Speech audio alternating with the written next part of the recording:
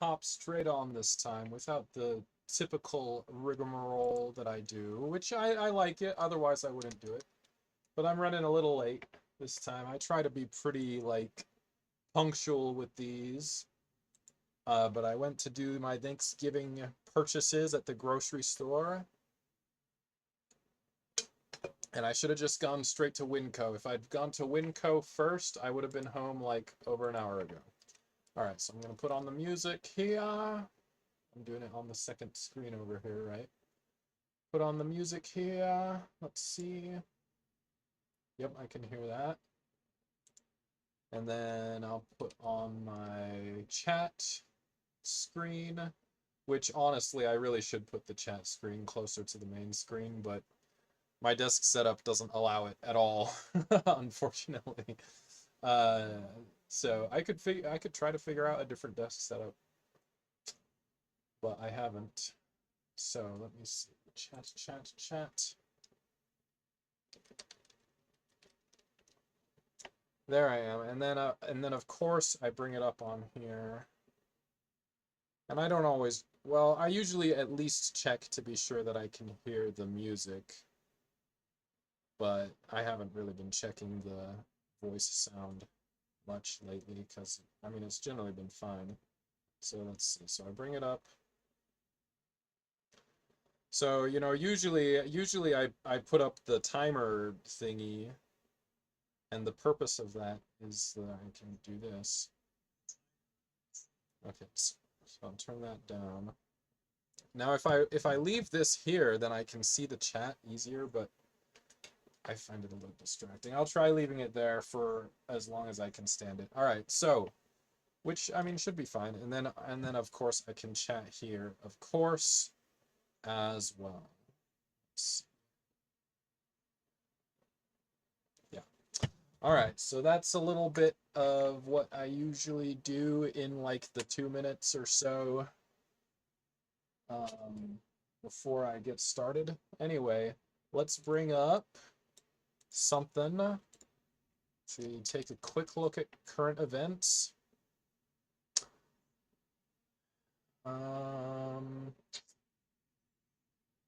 What do we think? This is supposed to be for you. Oh, lies we tell ourselves to keep using Golang 2022. Okay, so it's 2 years ago. So why are we looking at it now? Makes a lot of great points. I don't think explicit error handling is one of them. Oh, dare we look? Okay, let's try.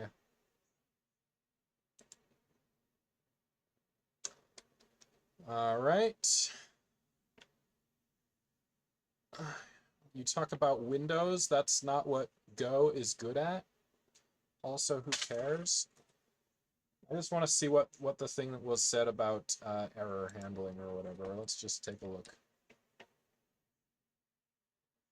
Okay, just like C, it doesn't concern itself with error handling at all.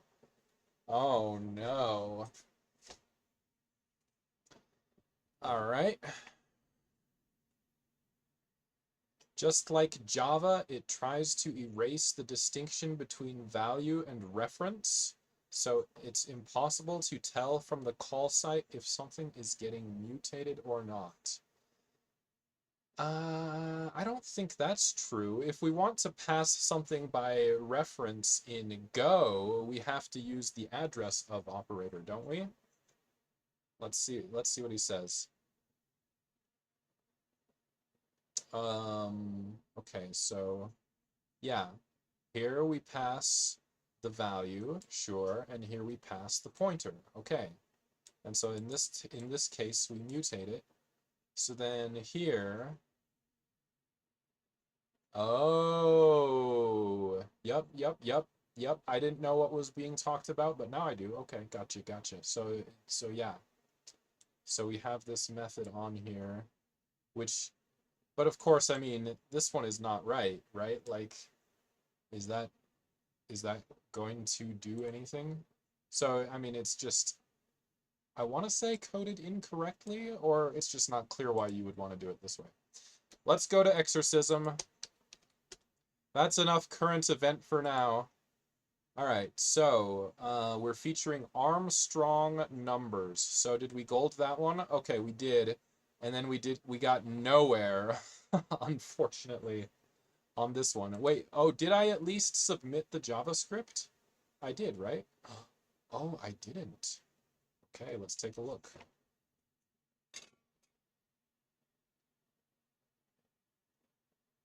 Okay, I'm going to adjust my screen here.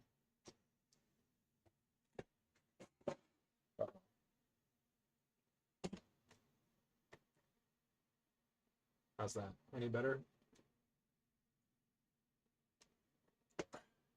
What song have we got going?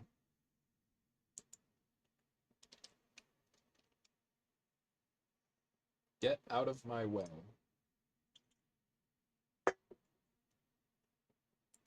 It is... I don't recall who this is. Get out of my way. Let's take a look.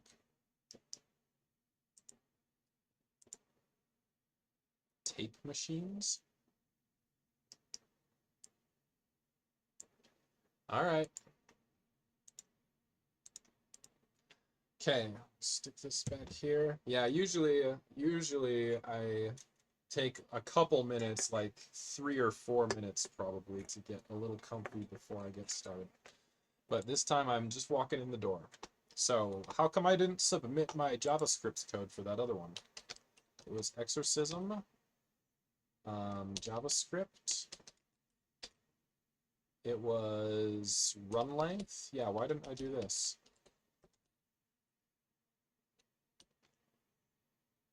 Oh, you know what? I think I did submit it. I probably didn't mark it as complete. Yeah, it says passed. We can mark as complete. All right, so let's just jump into the Kotlin one. Let's try and finish like I'd like to try and finish like 4 or 5 today if possible. Let's see how it goes. Cuz like I mean there are so many here. Like I've got to finish a bunch of them if I'm going to finish by the end of the year, right? There are so many. So the number that I have not completed yet, let's take a look. So it shows whether they are... Okay, so it shows in progress, it shows bronze, and it shows gold, right?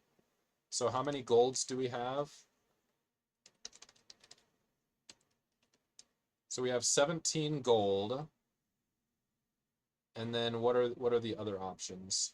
Either bronze in progress or... Okay, so how many do we have in progress? 18. Oh, okay, that's not so bad. All right, let's just jump into Kotlin. So this, we think Kotlin shouldn't be too bad, right? Because the solution that I used in JavaScript, if we review this, it was just this, right? So all we really need to do is use a regex like this, and like that's most of it, right? And it should be pretty much the same regex in Kotlin, presumably, right? So then if we have that, then we can just look at the length. That should be straightforward. I'm guessing we probably have a ternary like this available in Kotlin as well. I mean, it's going to be pretty much the same, I guess is what I'm saying. In fact, okay, so now let's go to the Kotlin and run length encoding. Okay.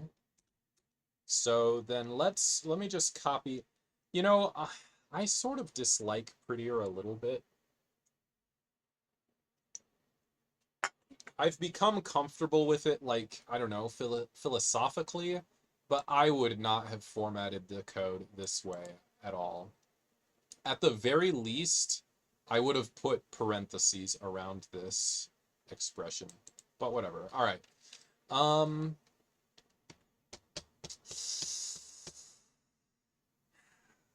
Frankly, I think Prettier's way is objectively better. I'm just still not comfortable with it. Let's crack open a drink. I don't know how far I'm gonna get. I'm in a mood. Okay, so let's just put this file into my Kotlin file. So it's called JavaScript run length encoding JS. Okay, so let me put that into my Kotlin file, which is source main Kotlin run, etc. Okay. So now let's look at this source main Kotlin.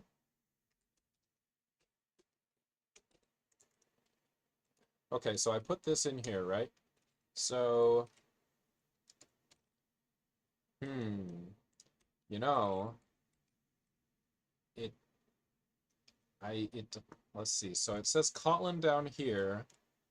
I am not sure. I feel like I want to try to make the LSP work. Like if I put like encode here. Okay, so it at least fills that in, but it doesn't. Okay, let's try and do a little setup. Kotlin Vim setup. Getting started.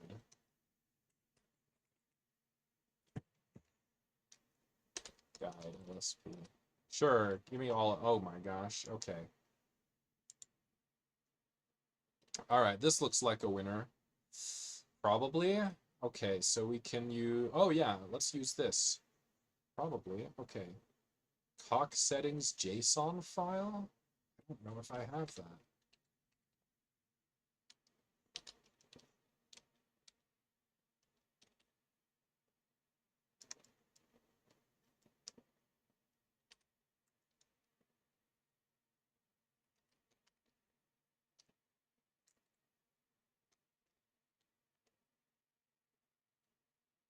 I don't think I do have that. What are the other options?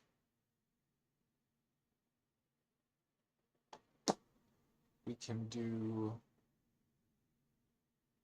okay, language server, Kotlin.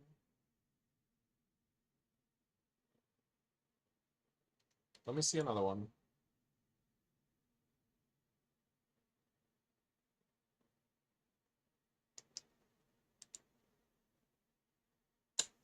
Or not. Okay.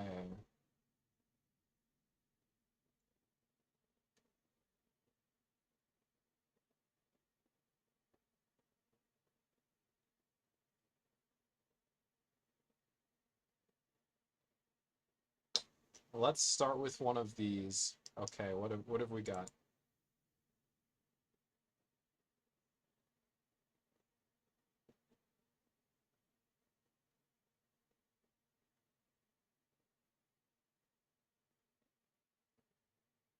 So if we clone like this into there, then that should work, right? Let's give it a shot.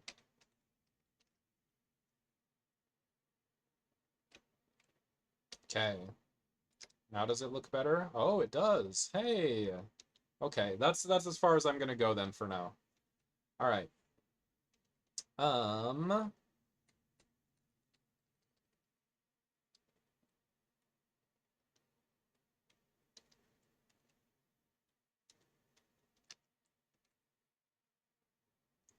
Okay.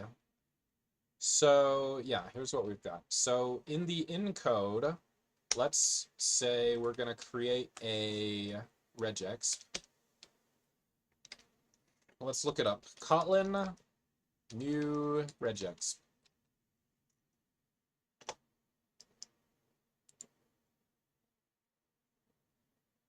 Okay, so we're gonna say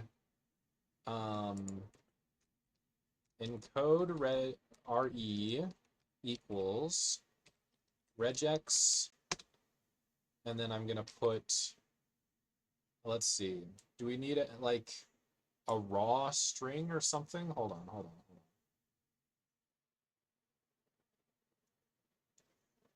Yeah, I'm starting to get, okay, so they do link here. Okay. Sometimes I'm not sure that I feel like they have enough links. Okay, so regex right here. Here we go. Okay, great. So they did have enough links. I was about to complain over nothing. All right. Okay, so we can totally do this.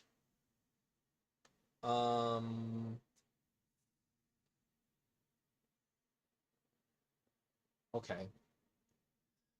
What was it that I wanted to know? I wanted to know if there's like a raw string that we can use to write our regex. Or if we even need it. Let's look it up. Kotlin regex raw string. Do we need to do something like that?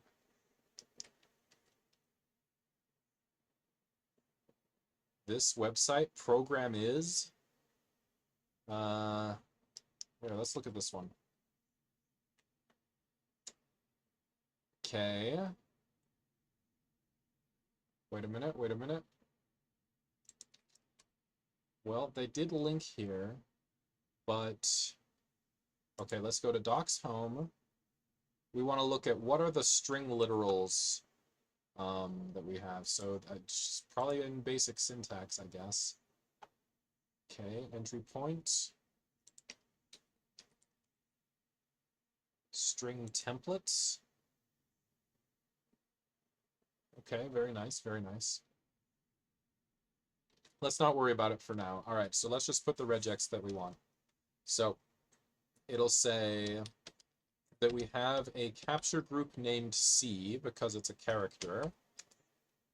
And then it is followed directly by a back reference to the same thing 0 or more times. And I mean, that's it. Now, when we construct the regex, where do we put the flags? Okay, so option, regex option. Hold on. See the docs of regex option for the specific platform for details. All right.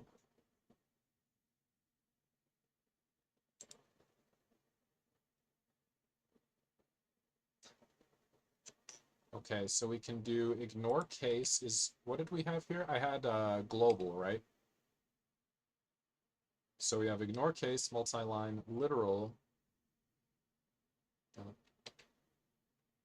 Okay, so let's not worry about that. So we've got our regex. Man, I'm going really slow. Hey, you know what? It's fine. Hey, I've never really done, you know, I think I did try Kotlin a little bit and it just didn't stick. All right.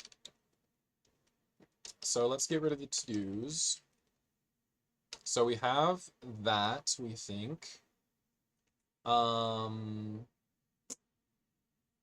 We also want to have some kind of an if. Oh, let's take a look at the if basic syntax. It should be here somewhere, right? Conditional expressions.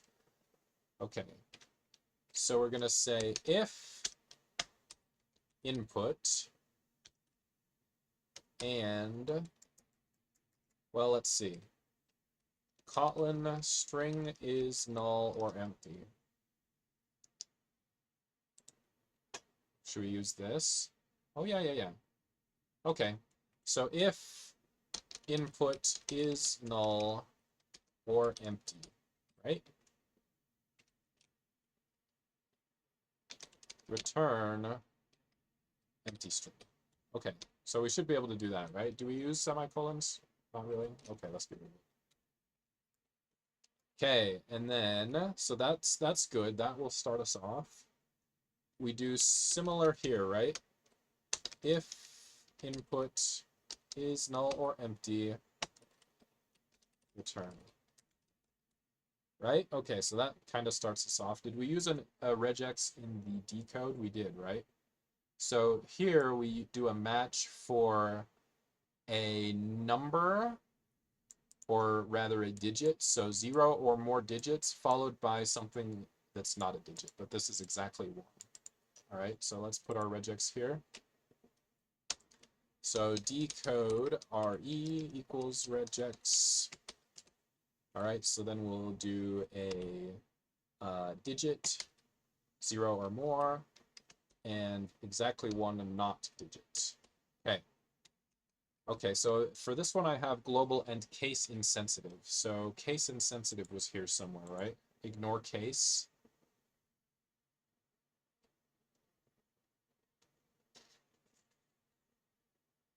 For some reason, I keep imagining I'll see like examples. A nice thing about the Golang docs is it seems like they always or usually show examples in the Golang docs, and that's actually very nice, and I appreciate it.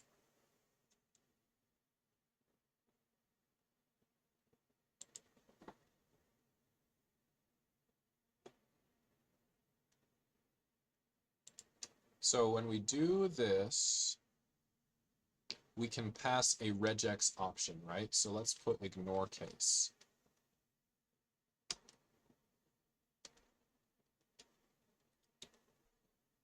Oh, we don't want that. That's out of place. So here, let's put ignore case. Does that make sense? Not yet. So it's an enum. So do we put, what do we put?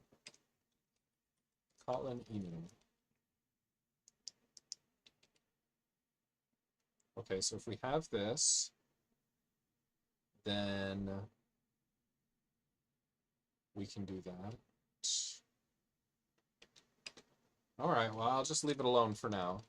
All right, what's our next step? So we created a regex. So we think that that should, I guess, work. All right, so then now that we have it, we want to get matches, right? Contains match in, find all. Let's do find all.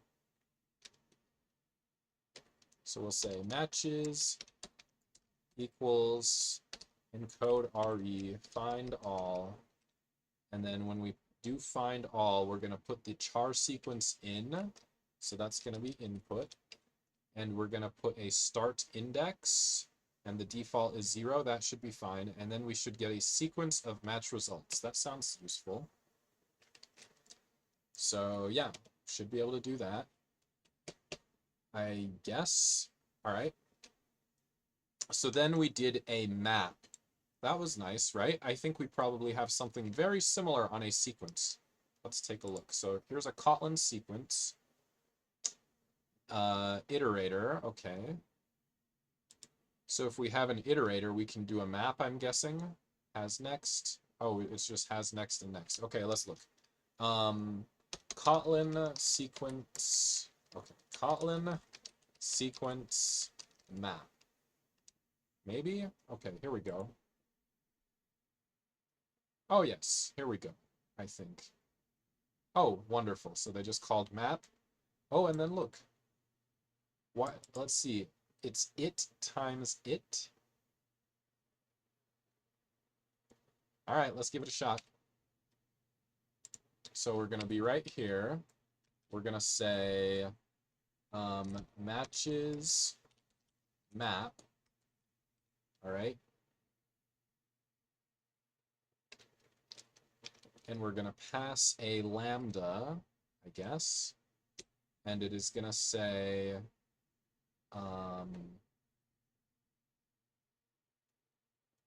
so these matches, are they going to be strings, or what are they? Where was the matches? Here.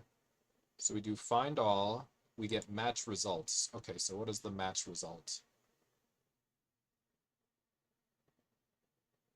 Value. Okay. Okay, cool. So here we're gonna go mr dot length greater than 1. Ternary. I think the ternary in Kotlin is the same as it is in Java. That's my guess. Oh, does not have it? What the? Okay. Kotlin. All right, so we do it Python style. That is also fine. All right. So we're gonna say if. Oh, it's not even really Python style. This is a, oh yeah, it's an if expression. This is a nice style. Okay, so we're gonna use an if expression. So if it's greater than 1, then we will say mr length. Oh, except we didn't do value. There we go. So that's what it'll be in that case. And we'll say else nothing, I guess.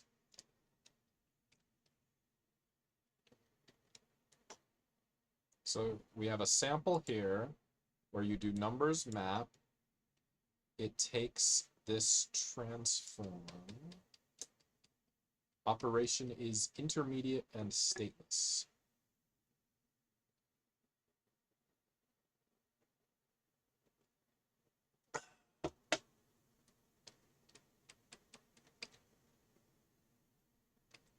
Do we have to put val like this to, like, declare something?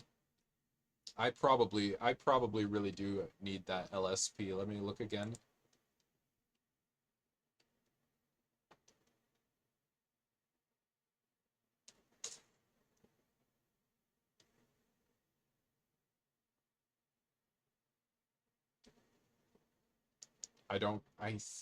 I think I have this set up on the laptop and not on here. Let's see. As smart as VS Code. It's an interesting way to put it. You know, I think that is in there. Let's take a look.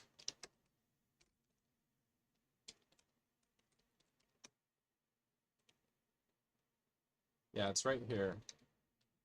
Plug cock engine. All right, branch release. Okay, so it is there.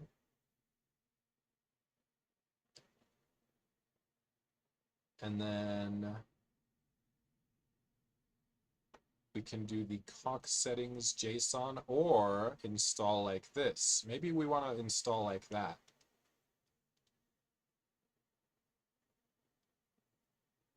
But apparently if we do this, we're supposed to clone it.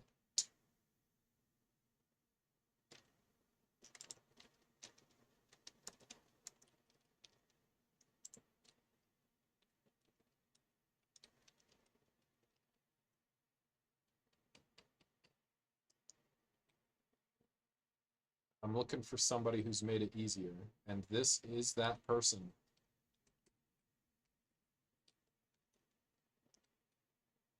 Okay, so we're gonna go like this. Nope. Like that. And it says, okay.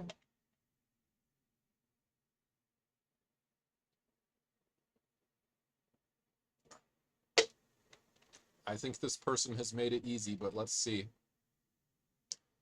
Will automatically download a language server. Hey, that's what I was hoping for. Awesome. Install finished, it says. Okay. So now if we open it again. Oh.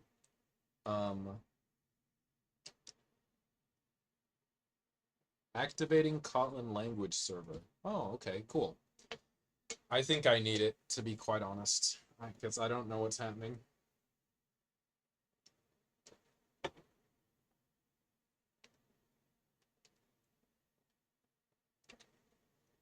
So they were saying some things like, I mean, really, I should probably be going to like a getting started guide, like here. So get started.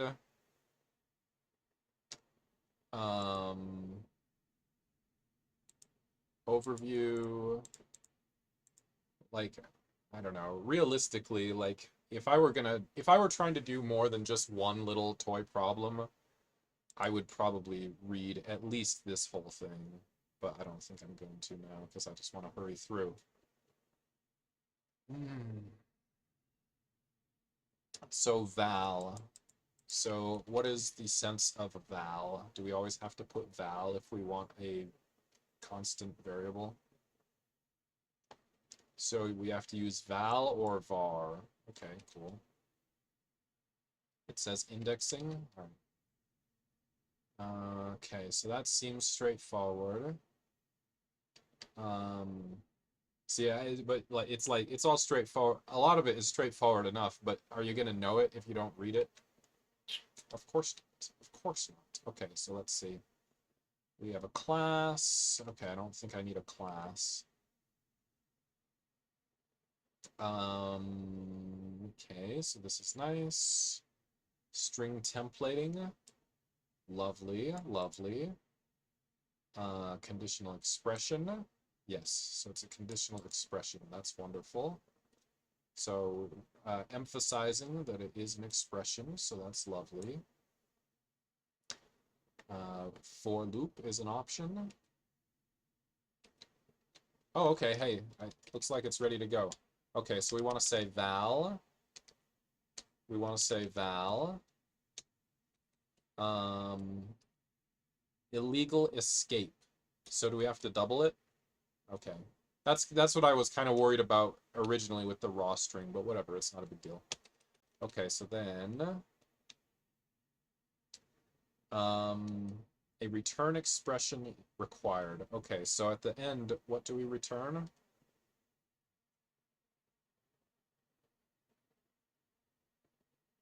In the end code, we return this joined. So let's see, Kotlin string sequence join.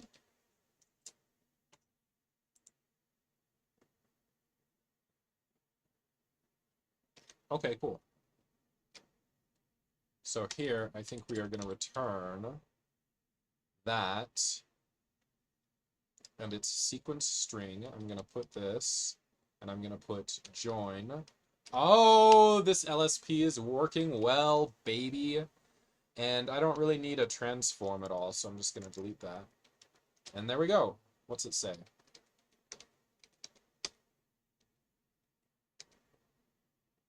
So I think it's not knowing what that is. So let me go back to the basics. And while loop when expression ranges, we need to find, oh, a lambda expression. Let's take a look.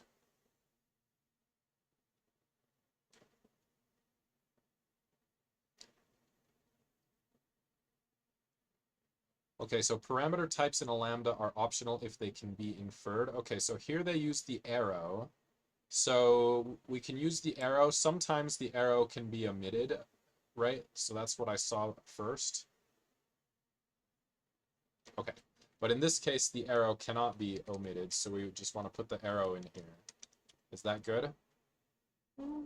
That looks better. Okay, so now for this one, we're going to say val here.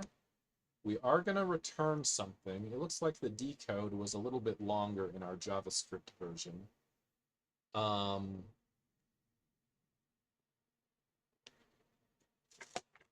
So,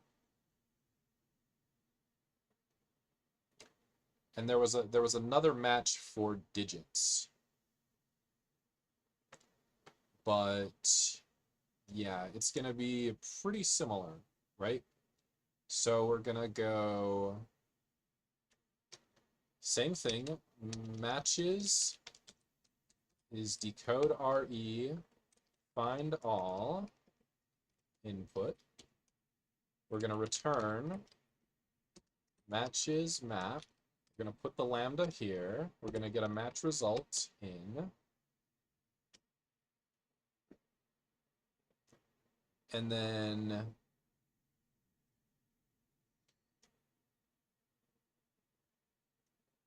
let's see, we use another match in here. So I'm going to say that we are going to have a function body, which means we'll need a return, right? So here, I'm going to say val digit RE equals regex. Honestly, let's put this up here. Regex, and it's going to be just a digit plus.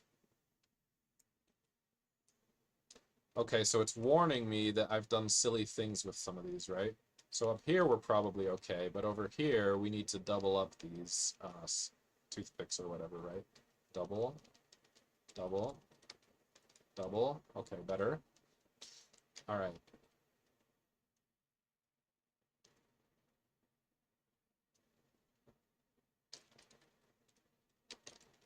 So in the end, we'll join to string here, but we're not there yet.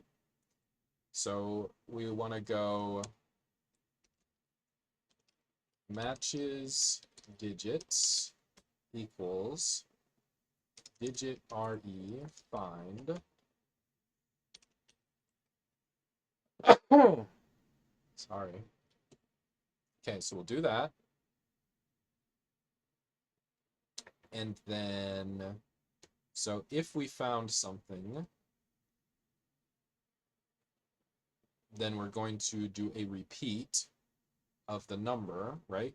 Simple enough in JavaScript. I think we have pretty much these same features in Kotlin, probably, I'm guessing. Oh, look, there's another regex here for the non-digit.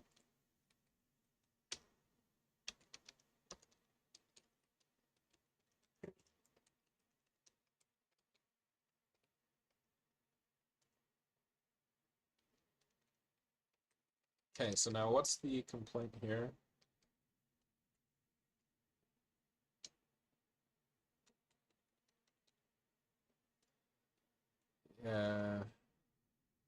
Not totally sure yet. What's this one?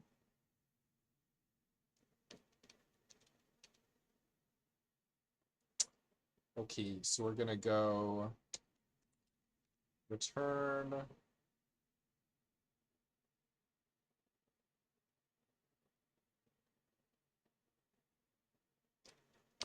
non-digit RE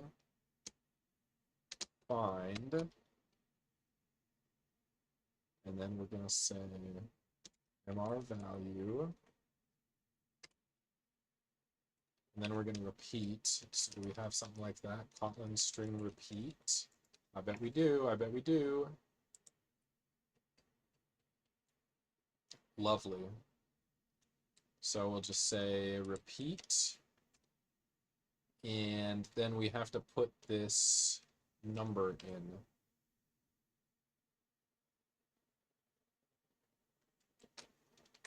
So we're gonna say if matches digits. So when we go to match, what do we get if it didn't match?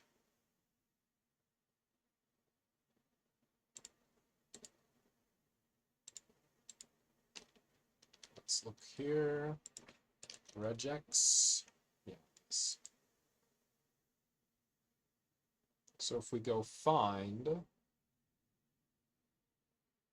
where's find? So return the first match beginning at the specified start index. Okay. And then, oh, so it's an optional, right? Because it has that question mark on the end. So let's see what it says about optionals here somewhere.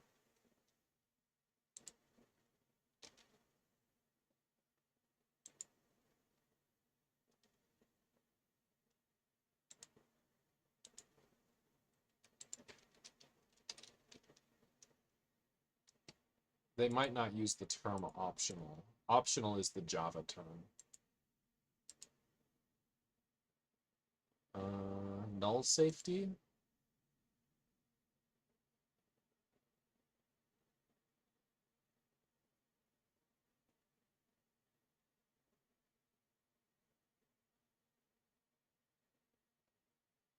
Okay, okay, so it's a nullable.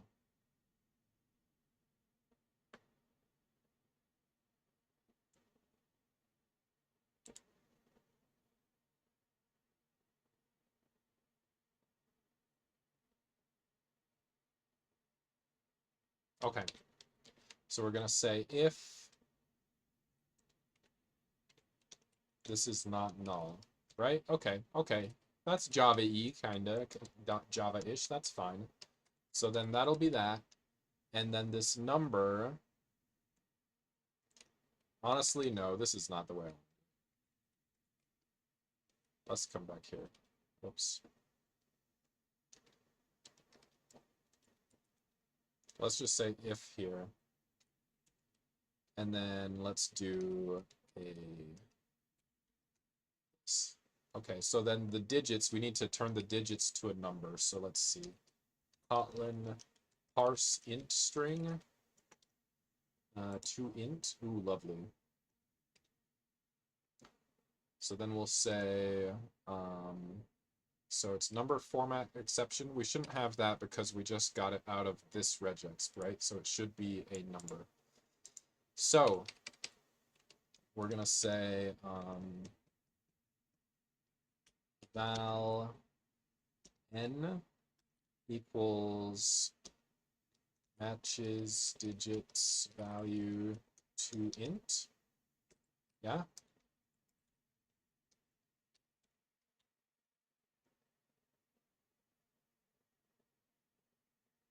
So now this will be returned. Else return nothing. Or no, actually not nothing. Else return mr value.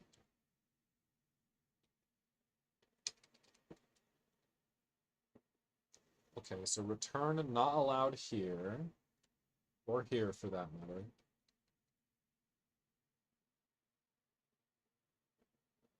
Matches.map. I effed up the lambda, it would seem. Okay.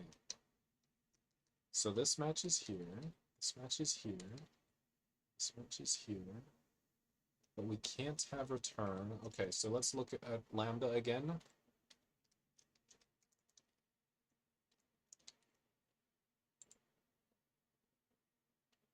What did I click?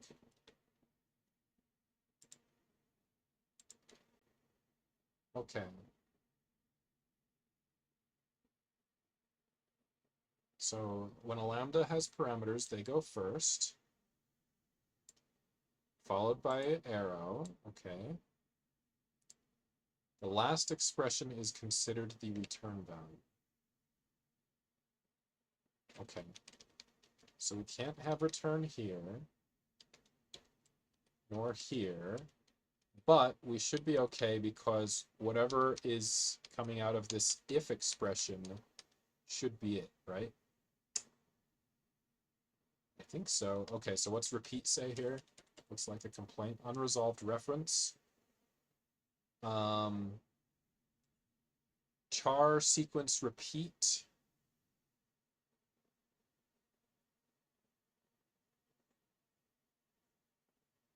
Let me look at, let's go one thing at a time. Okay, so the first complaint is here, ignore case.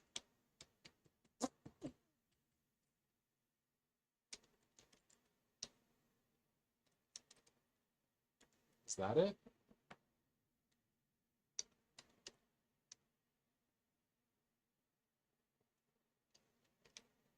I don't think so.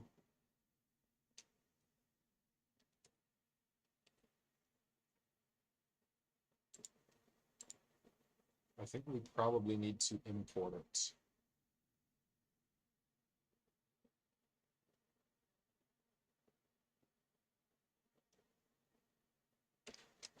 Kotlin import regex option. Okay, so we're going to come up here and say import Kotlin text regex option. And then does this mean we should be okay?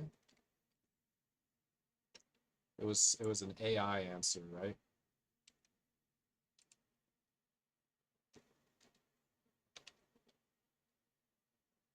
Okay, where's imports? Let's find imports. It should be in basic syntax.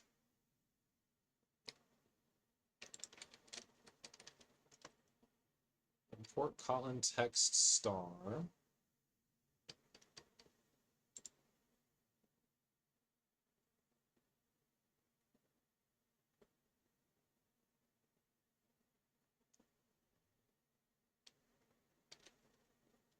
So can we import like that? Is that valid? Okay, yes, all right. So now what's this? Unresolved reference matched digits.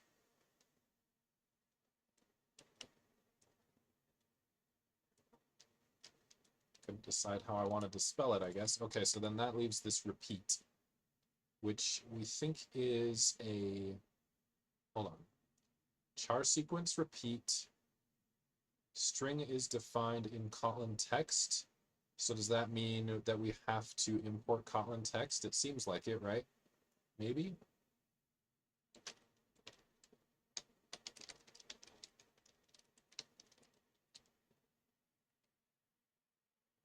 It's not that, is it? Okay, let's look again at where we found that from. It was...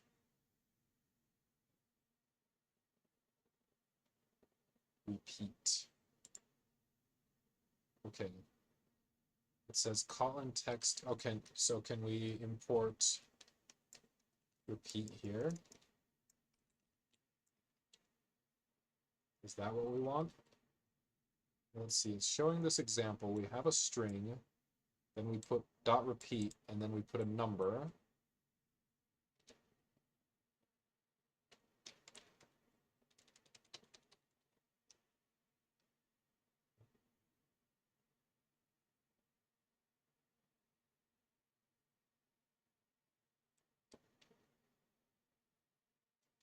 Okay, so this needs to be value.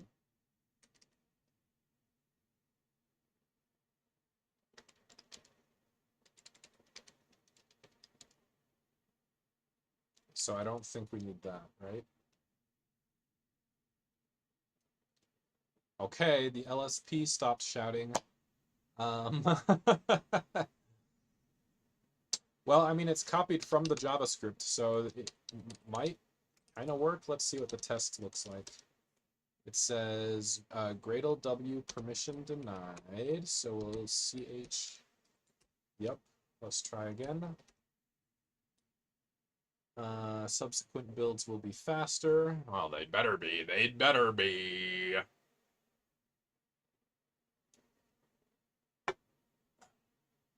Okay. Missing closing brace thingy. Let's take a look.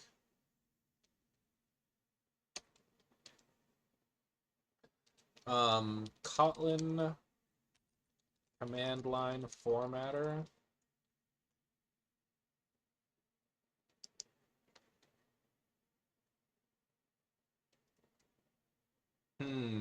So Kotlin is a language created by JetBrains, right? So maybe it's good to use JetBrains things with it. All right, I'm gonna leave it alone.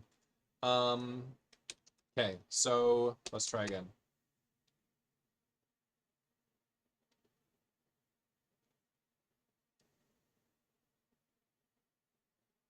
Okay, so we skipped most of the tests, but let's see. So one passed, was that the only one? Okay, so we skipped all the others. So let's unskip source test Kotlin. Let's take a look. Okay, so wherever it says ignore, let's get rid of it.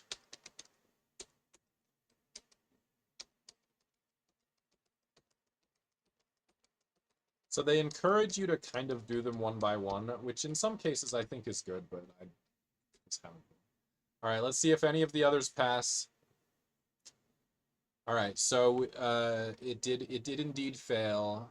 Oh, it failed a bunch of them. Okay, cool. Let me look again. Clear that out. All right. Okay, cool. So, no single characters. Expected 2 A3 B4C. So we definitely did not get it. We got something.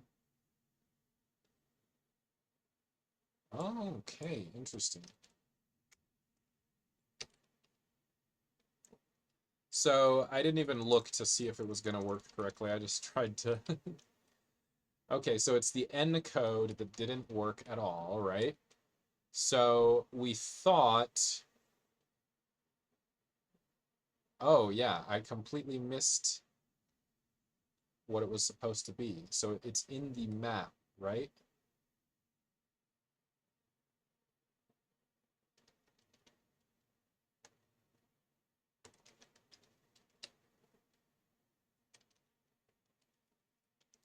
So plus, and then we're going to use the string interpolation for the first time. Where's my basic syntax? We're going to use string interpolation for the first time. Where is that? String template. Okay, so like this. Lovely. So it'll be like this. And in here, it's just MR value, I believe. Uh-oh.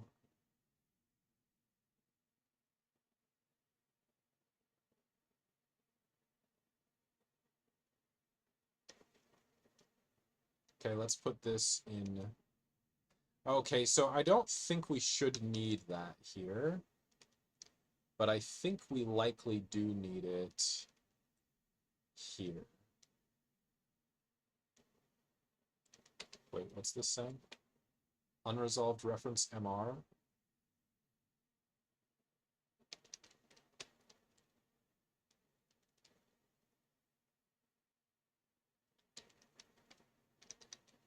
And we cannot plus these together, but maybe, wait, hold on. Kotlin string concat.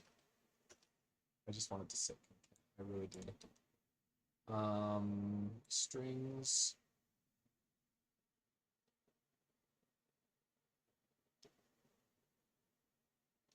Okay, fair enough, fair enough.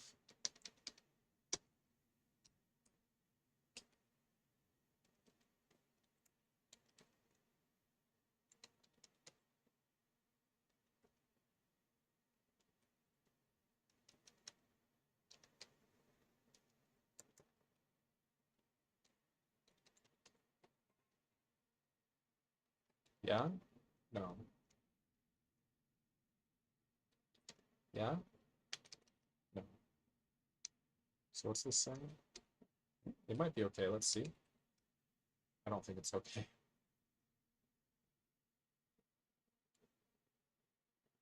Uh-oh. Okay, so is it the same as before? Oh, no, no, no. It's not the same as before. Oh, okay, cool. All right. So then, so we just want a character from the string. So let's just try doing it the way we do in JavaScript.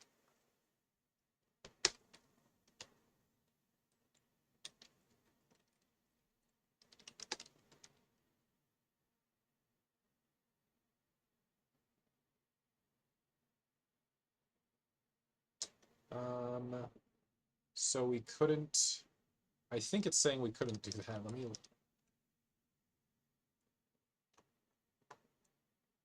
oh no, we're okay. So 2A, 3B, 4C.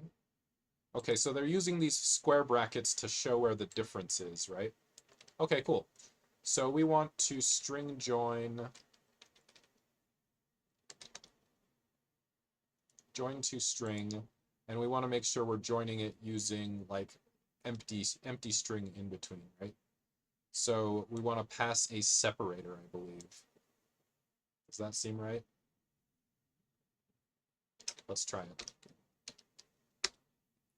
This is something I haven't done in Kotlin yet, but now that I see it, I actually remember that this is one of the well-liked features of Kotlin that was discussed at my work, is the fact that it uses keyword arguments a lot.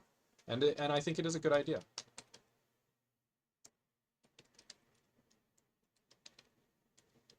So is that how we want to do it? Let's see what it says.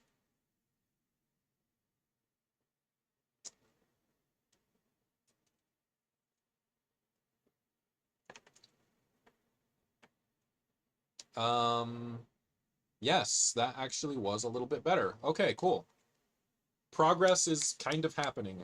I'm already like an hour in. Progress is kind of happening. Okay. So what is failing now?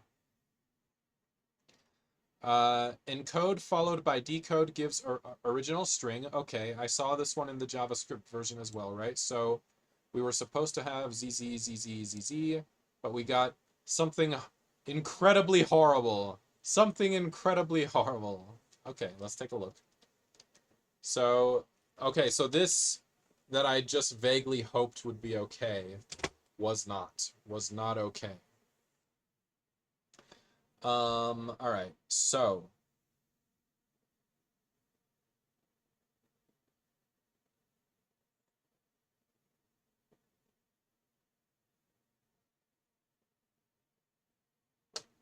um,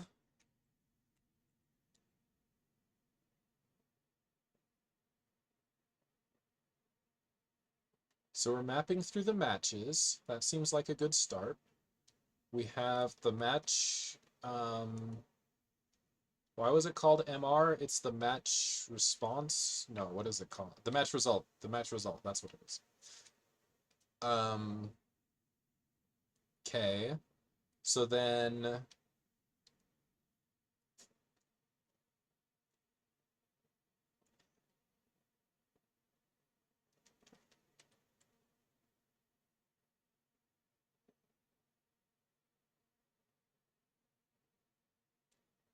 okay, so what if we weren't able to find that? We should be able to. We should expect to be able to.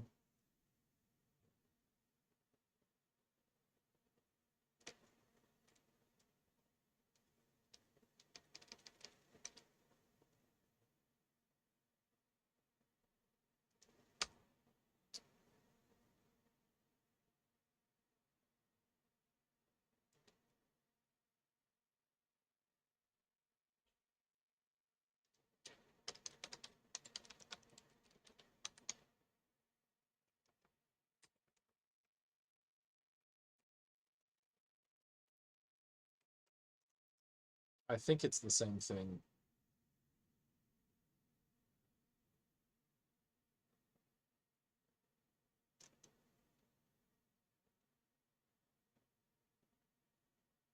Okay.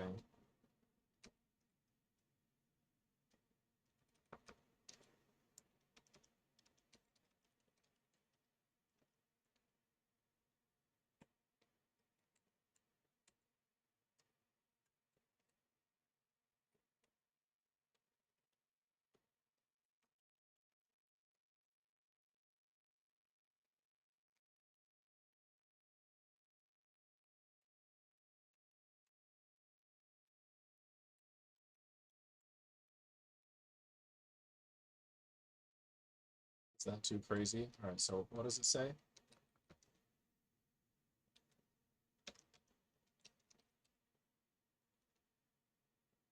Inferred type is okay.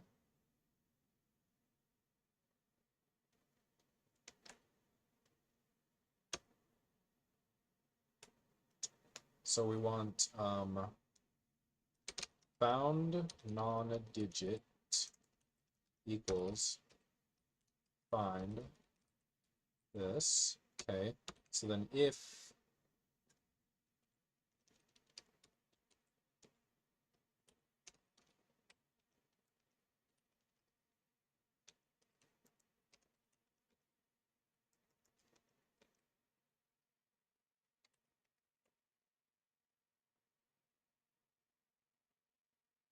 it should not be null, but I don't know.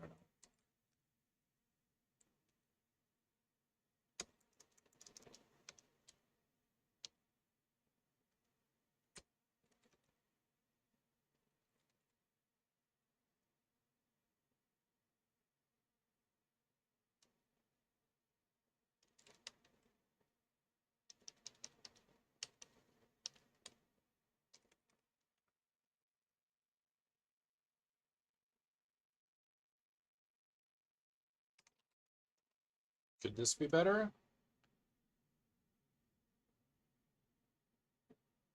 I think the setup is nice. I mean, it seems fairly nice to work with right now. Okay, so it is still coming out crazy like this with function blah blah blah. So that's messed up.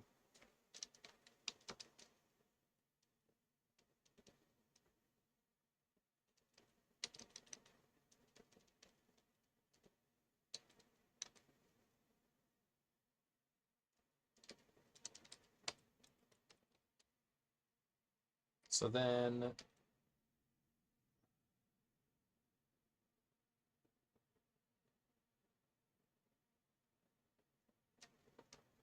okay, so matches map.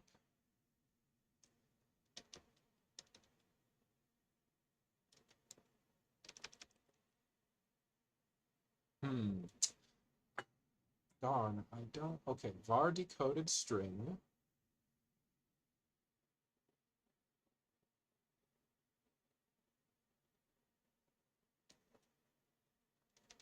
So that's what it's supposed to get mapped to. So decoded, we think, does have to be a string.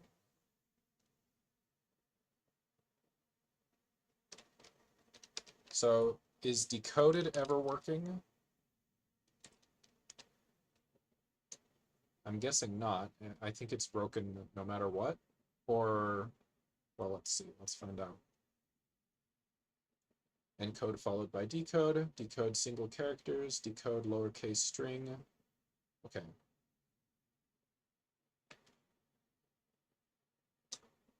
Okay, function 0, Java lang string. Yeah, it doesn't seem good at all. It seems bad. It seems bad.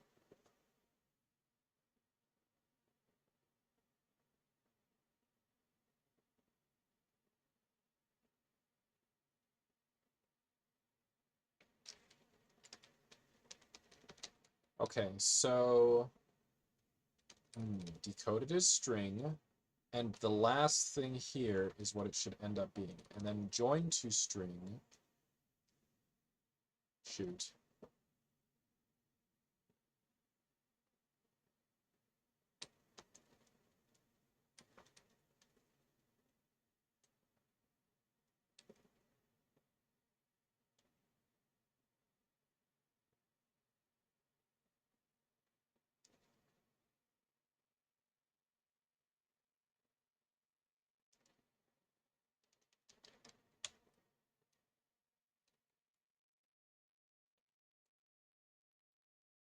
Is that crazy? It seems a little crazy. Decoded is a string already, or it's supposed to be.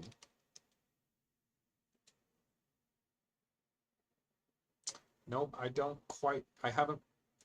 It's gonna be so easy to see when I do see it. All right, so maybe not. We're getting a function blah blah blah all over the place, and that's crazy. So input string string.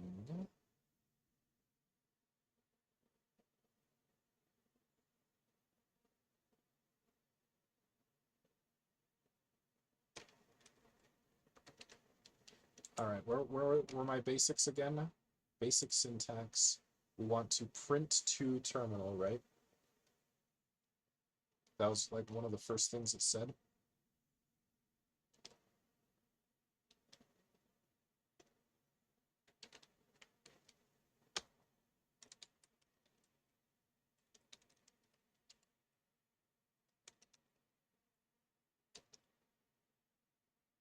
Are we gonna see it printed? We better.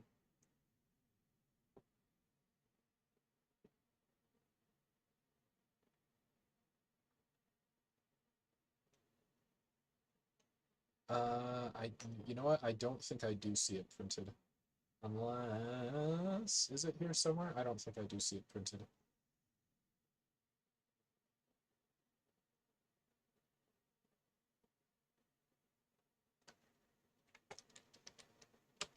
It's going to be such a simple thing. Okay, so we've got repeat here.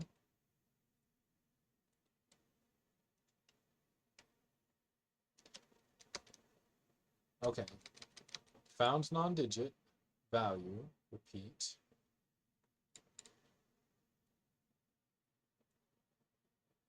Wait. Wait a minute. I think I have to get rid of this.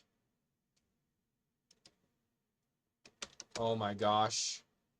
I made a very bad assumption there, didn't I? I tried to create a function body and it created a lambda, didn't it? That must be what it did. It did, right? Oh my gosh. Oh, that's crazy. Oh my gosh. Oh my gosh. I made a very bad assumption. Okay, so let's look.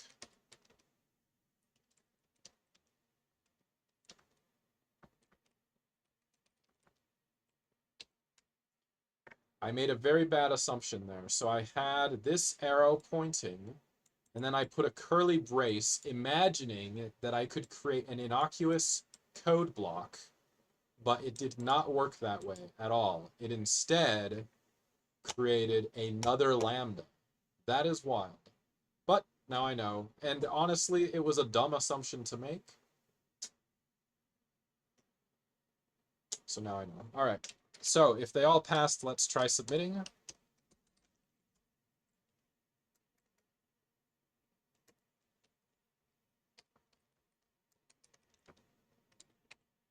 Okay, I'm gonna take a quick break. I do need probably like 5 minutes because I started right as I was getting home. All right, let me put on the BRB. All right, I'll be right back. 5 minutes, kind of something like that.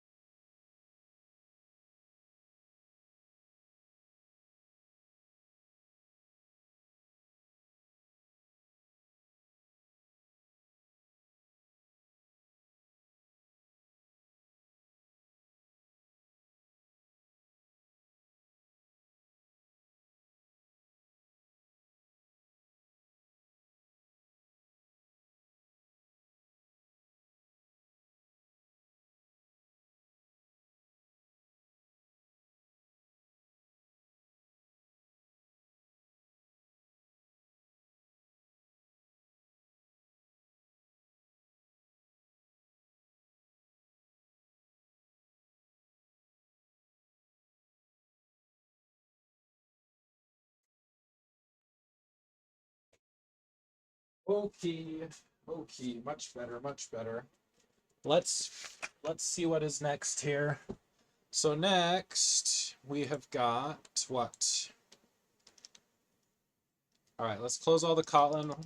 We're moving away from Kotlin for now. Oh my gosh, so many of these.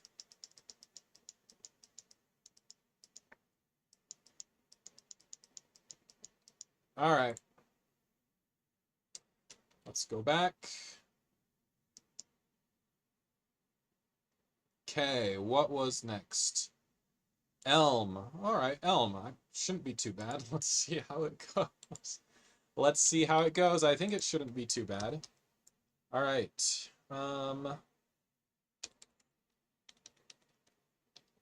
Let's paste this. All right. So, all right, got it. I don't know what I'm looking at there. Okay, so let's go into Elm. And it is run length.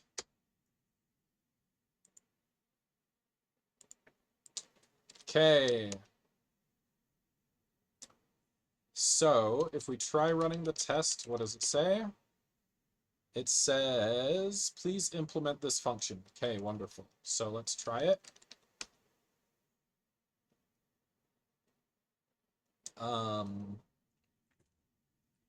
Okay, let's try it. Where is it? So it's supposed to be in source / this. Okay. All right, cool. So we've got encode and decode. All right, so how do we do a regex in Elm? Let's take a look. Okay, so it is in a library. The syntax matches the regex from JavaScript. Okay, that sounds like a winner.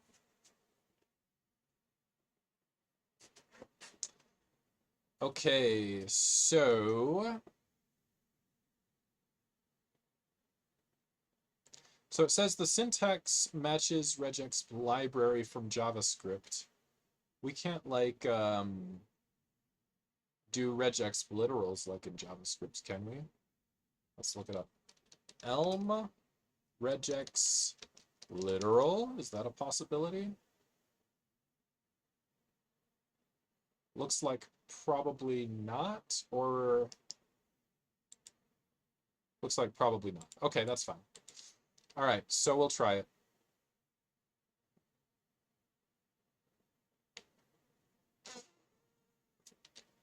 Okay, let's see.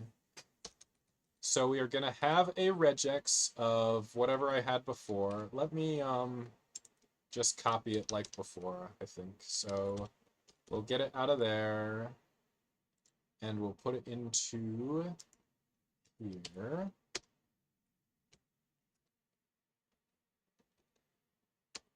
All right. Okay, so that's our JavaScript. Oh, let's see. Elm comment.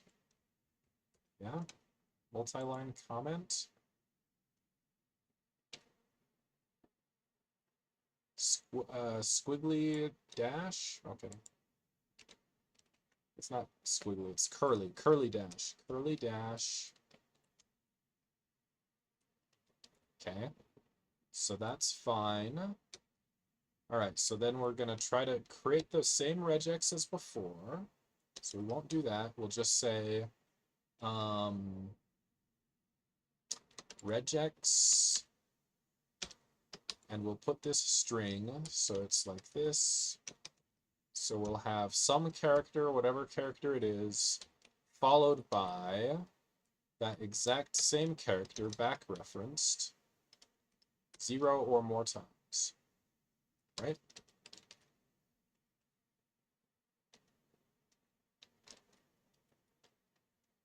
So is that what they did here? No, they did from string, actually. So we should do from string.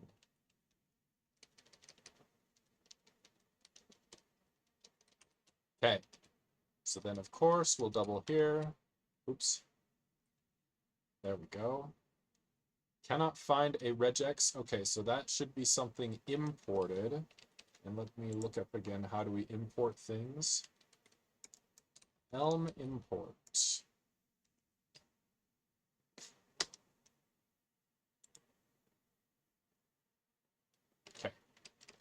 So we'll say import regex. Are we good now?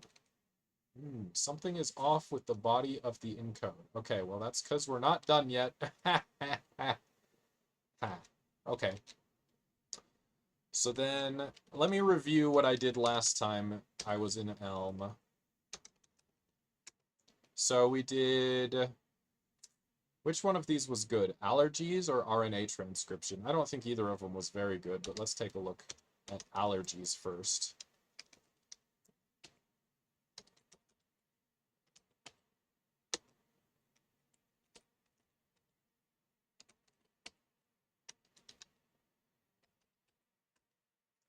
So in the allergies, okay, so this was the earlier one, and I think it's not as interesting.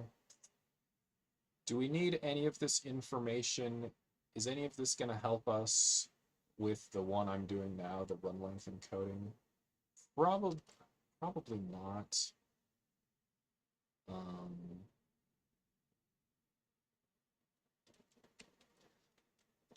So let's look at the other one. The other one is RNA. I think this one might be better. So this is a shorter one. Okay, yeah, this is better. So we did use a regex, and we said if,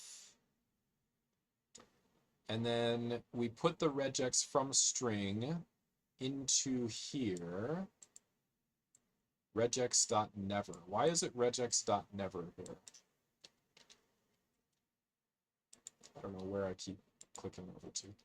So regex.never is a regular expression that never matches any string. And why did we want that?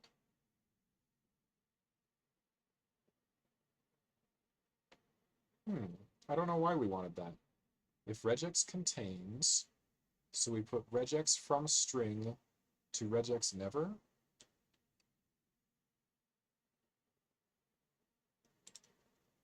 Well, that doesn't seem useful. I don't recall why I have that there. I think I just saw somebody use it in like a Stack Overflow post and just copied. So, okay. So we do maybe with default. Oh, excuse me. My gosh. Regex never is the default, of course. Okay, if I'd just followed it a little further. All right, so regex never is the default. And this one is like that. Okay, so that works for me, I guess.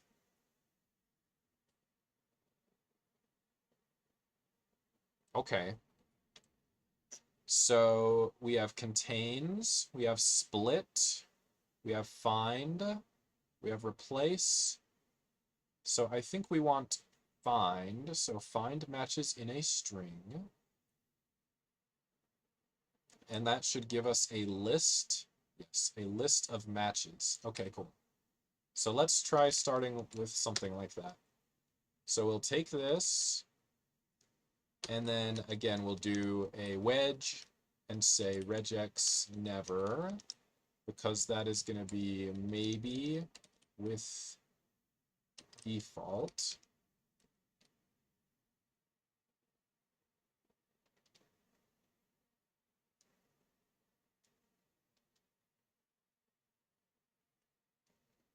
Okay.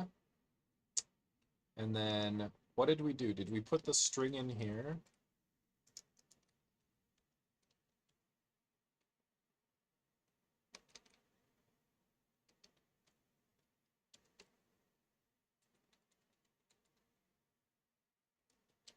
And then at the beginning, we'll say regex find. So now we should get a list of match. And we need to get string. Okay, so if we have list of match, that's a good starting point, because that's what we ended up with here. Right? And then we mapped over that. Okay, so can we do... Is this fine?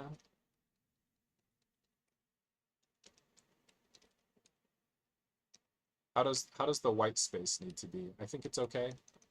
Something is off. Okay. So then if we have a list of match, Then we need to map. So let's look at Elm map. Nope, that's not it. Elm list map. Okay, let's take a look. So we can map, apply a function to every element of a list. All right, so they put map, they put a function, they put a list, and then something else came up. Okay, that's fine. So I guess we'll put map here, but what is our function going to be? So let's put the function that we want here in parentheses, I guess. Cannot find a map variable, so that probably needs to be imported.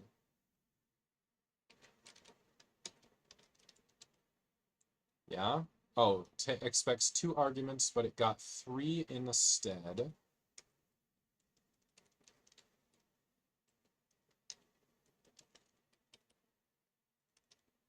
Okay, so something is off.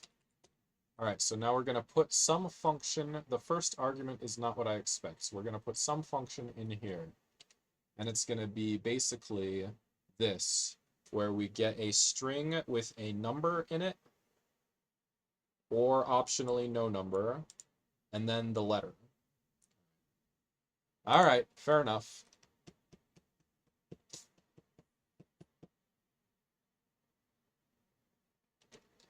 Okay, so let's put... We think we're going to get a match, and then... Let's see, where's the link to the match?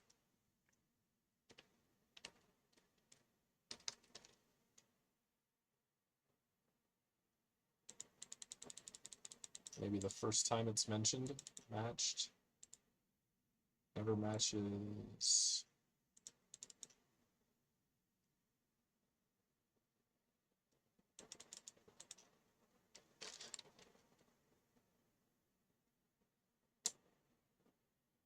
The match, basically we want the match to string, right? Okay, let's look. Elm regex match to string, right? Sure, let's take a look.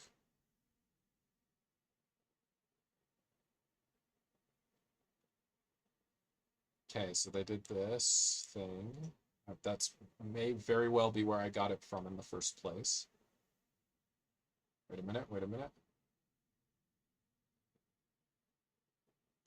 Okay, so it says, okay, feel free to skip. Okay, so here we skipped. So we did something, and it said true here. Okay, that's fine. And what about the match?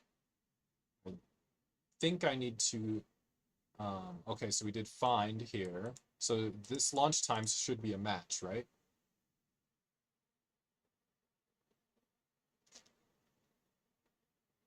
Okay, so then can we get that off of there? How do we get that off of there? So we got, hold on.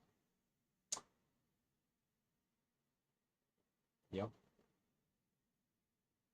Okay, so they did dot match here. Okay, that is what I wanted to know.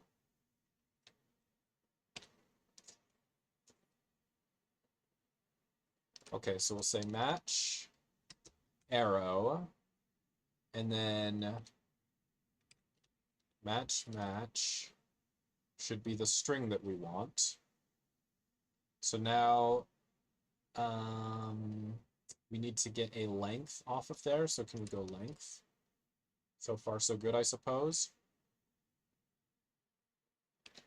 Elm string interpolation, maybe? Let's take a look.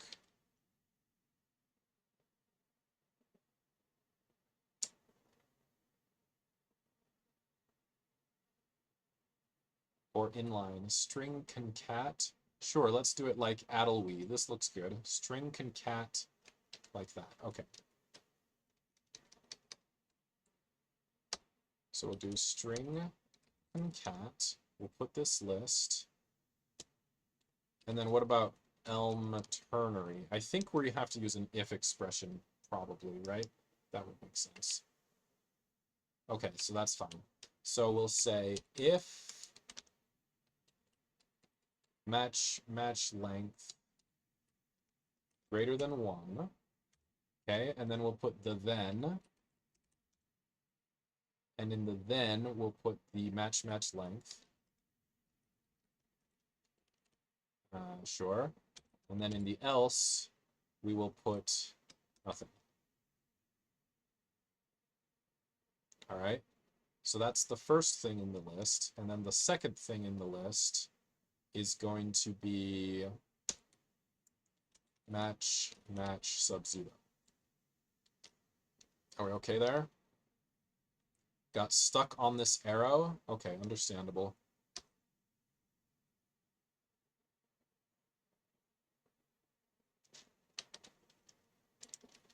Elm lambda expression.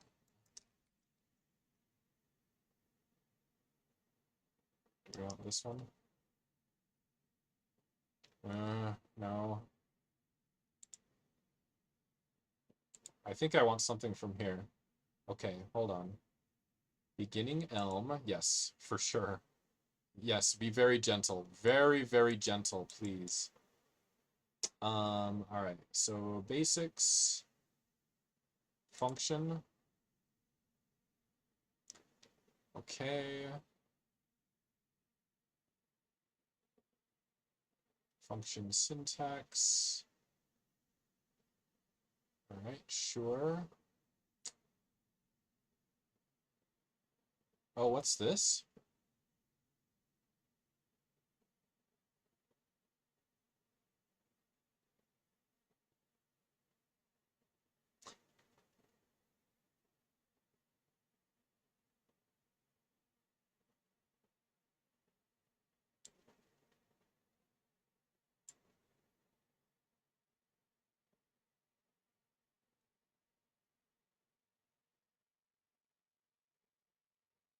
All right, fair enough, fair enough. Yeah, I think this is fine. Okay, so now what about if we use an arrow? Where's an arrow on here?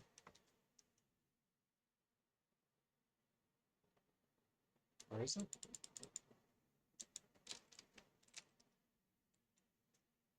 Okay, so it was function.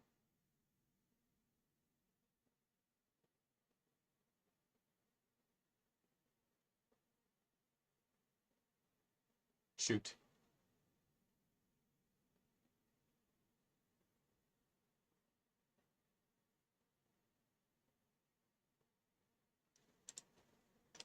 So why did I think that we could use an arrow like this? I thought I saw it somewhere. Okay, hold on. Let me look at the history. It was in, was it list? So they did map. So they did square root here. So it wasn't here that I thought it would make sense. Okay, well, in that case, I will just say encode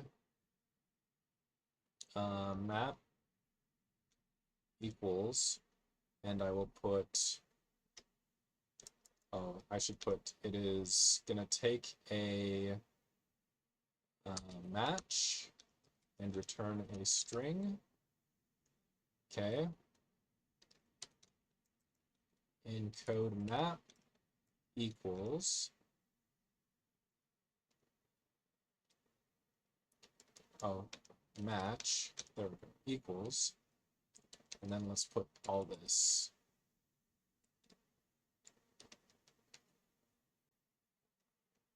Looks like I have an extra square brace there.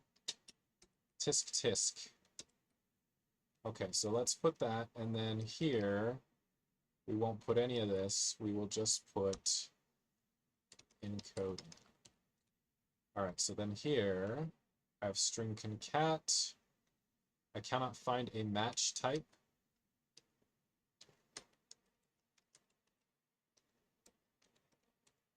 Is that it? What's it say? So is it not a match type? Shoot. Where did I think that was? Here, right? So this was supposed to return a list of match. So what's the deal? regex.match. Is that better? Okay, string concat.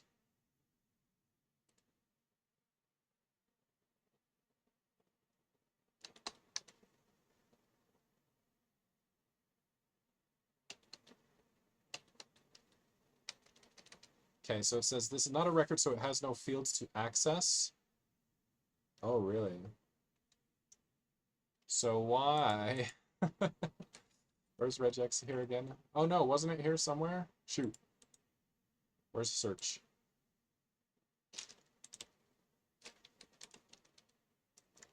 Oh my gosh. Regex. It was it here? This is where I've been the whole time. Okay.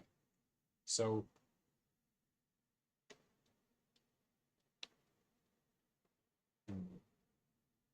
yeah, I thought it was match.mat. Okay, hold on. Regex match string. So where's the match? Regex from string. Replace.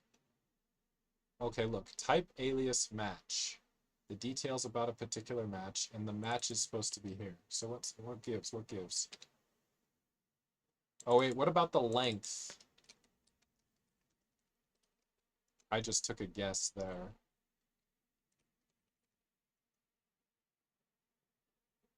So here, it looks like they put the length in front of it.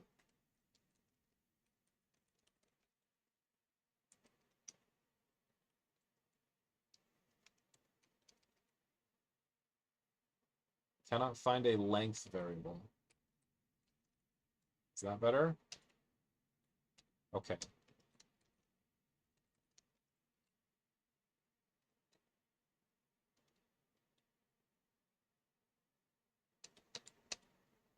Okay, so now what? Now what's it say? So string concat. Let's move this. Let's move this. Does not have a length field.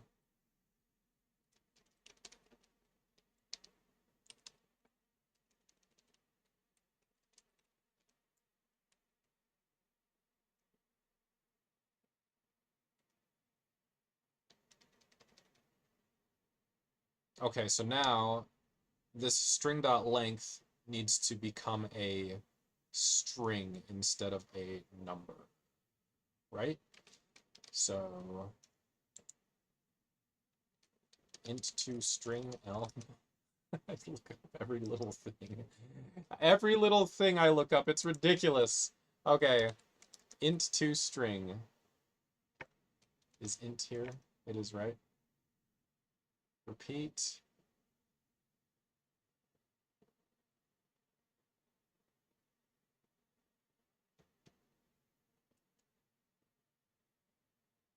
So these are all technically curried, I guess, right? Is what it looks like, but okay. Okay, int conversion from int, string from int. Okay, let's do that.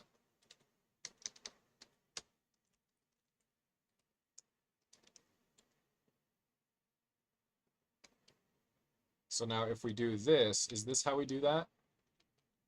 Okay, now what does it say? Okay, so it's not like that. I think instead we have to do this. But I do definitely remember that last time I was in Elm, what I ended up figuring out was that these parentheses could mostly be removed, right? And we could use these wedges instead. But I don't remember how exactly that worked. I'll look at it when we get to the end.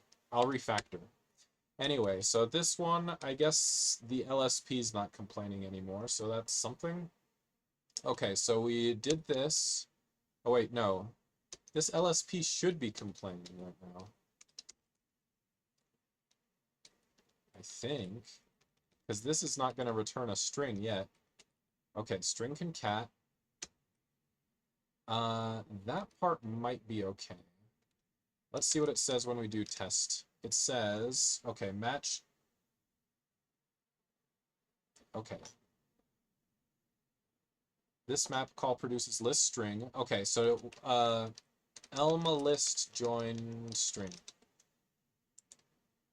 Join? Yeah! Okay, so if we join... Okay, so let's try joining. No, where is it? Right here. It's not quite there yet, but I think we want to string join and put nothing here, and then put that there. Expects 2, but got 4 instead, so I'm just gonna put like this. Okay, so now here, I want the first character. Get substring. We want slice or left. Yeah, we want left. We want the left one character. Left one, and then get rid of this. Closer? What's it say? Yeah. Cannot find a left. It's string left. Yeah? Okay. Better, I guess. Okay, so let's unskip the tests.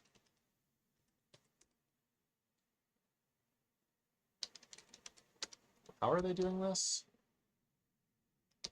Can I just delete that line everywhere?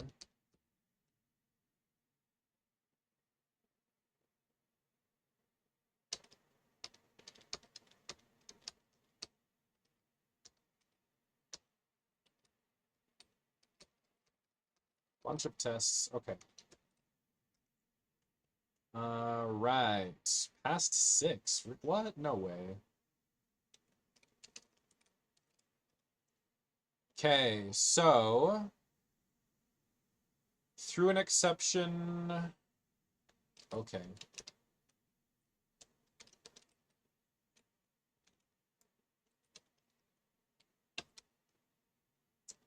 So this one still throws an exception. Please implement. So not trying to worry about that yet. Let me see where encode fails. Error, error, error.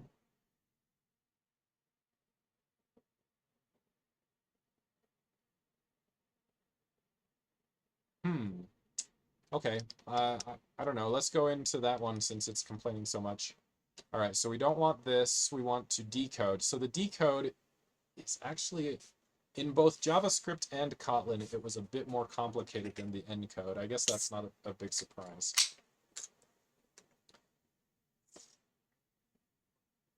The nice thing is, I think this encode might actually be basically ready now. I'm a little surprised and shocked, but I think it legit did pass those tests. So, kind of nice if so, but let's look at the decode. So like I don't think I had to check it for being empty because of something about the way we did this. I'm not sure. So we put the string into, yeah, I think it worked. Okay, let's go to the decode now. Okay, so first of all, we know that the string is going to get put into a match. All right, so we'll try it like we did before. We'll do this. And then we will have something like this. And we'll say maybe with default. So the default is going to be the never regex, I guess.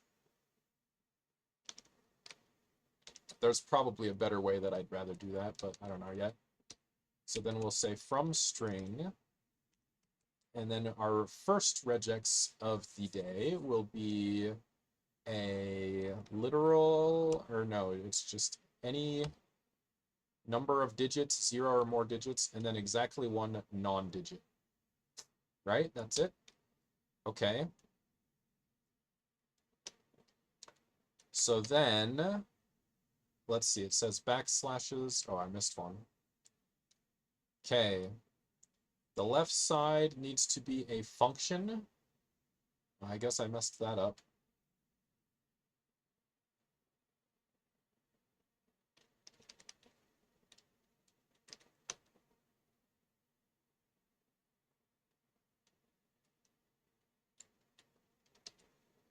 The left side needs to be a function. Why? Wait. Okay, so now we have to do regex find, because we're trying to get all of them out of there, right? Okay, so that's the function that we want. Okay, something is off. All right, so it'll be okay when we return an actual string, but we're not returning an actual string yet. All we're doing is finding, so that should get us a list of string, or a list of match, actually. All right. So then I guess I'll define the decode map the same way I did. Okay, decode map. Okay, so again, we'll take a regex match. We will return a string, fun. So it will take a match, cool. Are we gonna concat again like before? I don't think so. We are going to do some stuff. Okay, so we have to figure out whether there is a number, basically.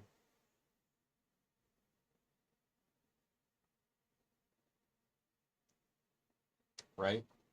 So the first thing we do is we're like, if there is a number. Okay, so let's put if, and then this part is going to be regex dot match. Let me just take a quick look again. So find, and then I think there should be a match, or no, contains. Contains is the one that we want, right? Okay. So contains, and then contains has arity 2, I guess, right? I don't know if that's, I don't know if that's, I don't think that is the terminology at all. Shouldn't have said it. Okay, but basically we'll have a regex and then we'll have a string. Okay, easy peasy. All right, so the regex will be maybe with default, regex never, regex from string, and the string will say some number of digits, one or more. Okay, and then we'll put the match dot match here.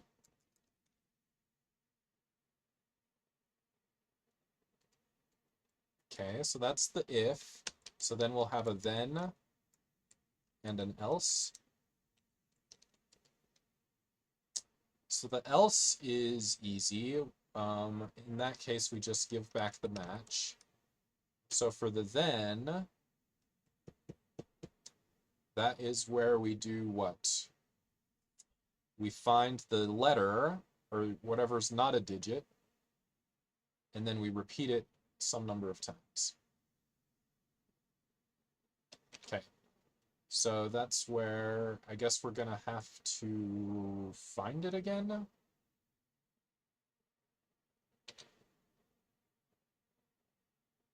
Okay, so we're gonna go regex find.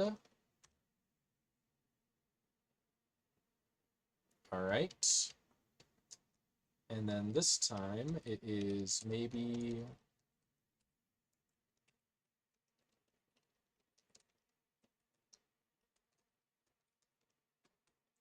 so this one is not a digit. And we'll put the match there. Okay, so then we want the first. So elm list first. Head. Okay, so we want the head off of there, I guess.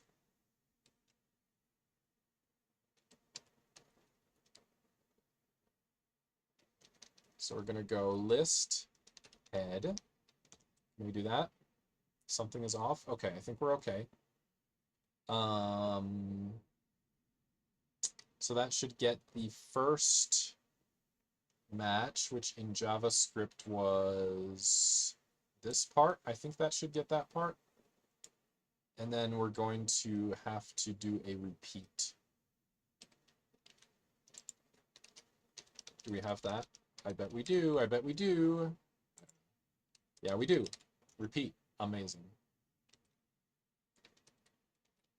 Oops. Okay. So we're going to go string repeat. And so repeat has to take a number. So I'm going to put all this in a parenthesis, I guess. And then in this part, we have to get the actual number.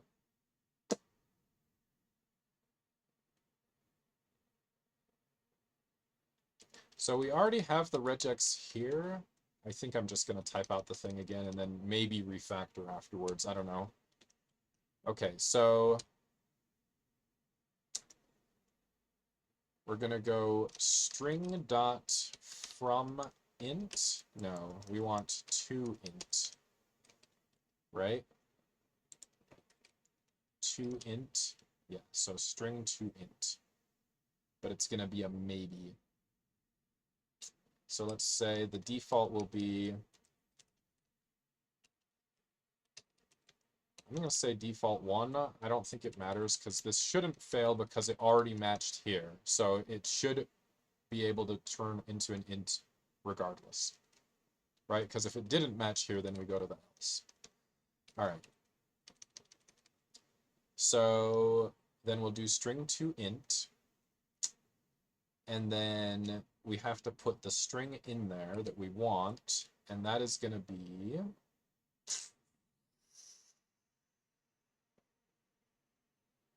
matching again. Oh man. What was the left thing? So pad left, drop left. Okay. So we want to drop the last letter from the right. Let's try it that way. So the string that we want will be drop right 1 match match.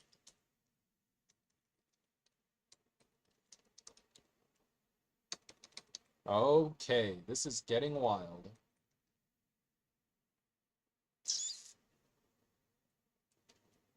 Okay, so let me move that onto a line and this onto a line. Okay, so string repeat, maybe with default. Okay, now what does this say? The second argument is not what I expect. Is that any better? I think so. Okay, now what's this saying? I really must say I like the error messages here. All right, the second argument to repeat is not what I expect. Okay. So the second argument is supposed to be a string. And what actually is it?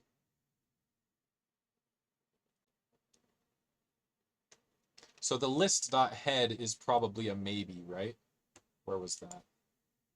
Yeah, it's a maybe. So here we'll say maybe with default, like that.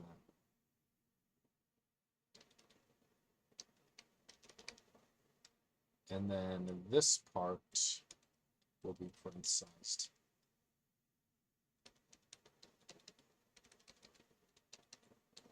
So the list was supposed to give a maybe a, and the a should have been a string because it was regex find. Oh, nope, it's not. It's a match.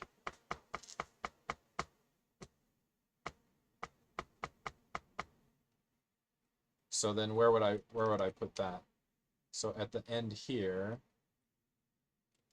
we want to go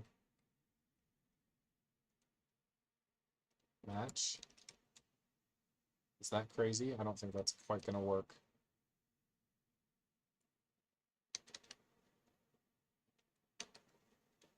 This is not a record. Okay, what is it?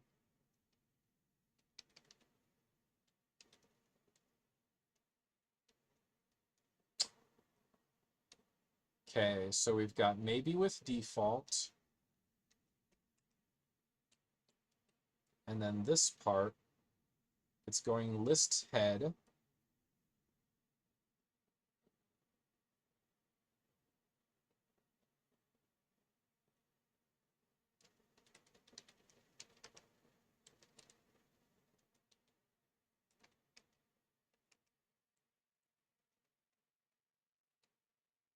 So we did regex find. Oh man. Oh man.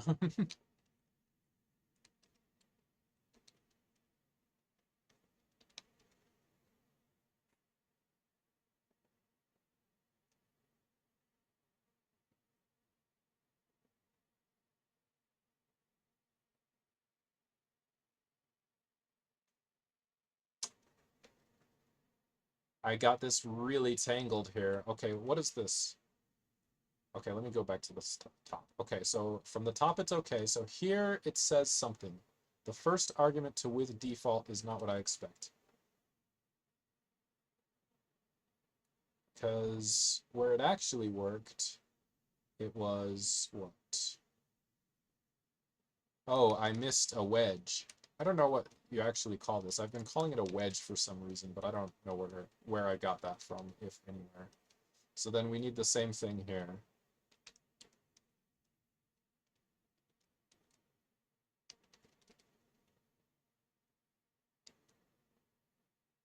So then if we do maybe with default here, I'll bet we need another wedge, I guess. So we've got this part. So the default is the empty string. And then the other option is the list head. But the list head is going to be a match. So now, can we put...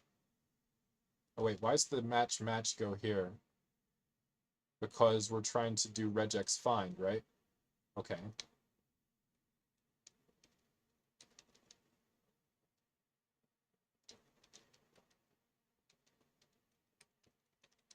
So that's where I think it should be the match, the record, but that it's not a record.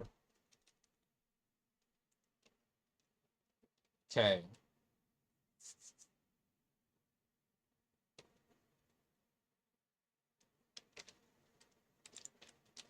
Elm record?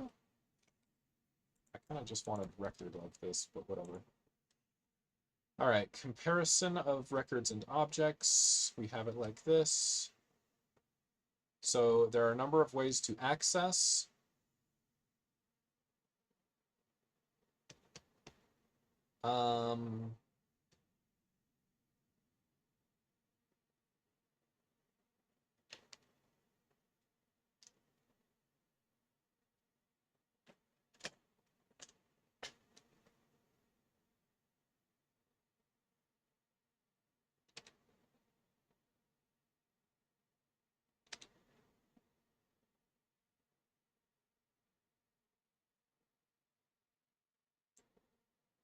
Okay, so it goes before.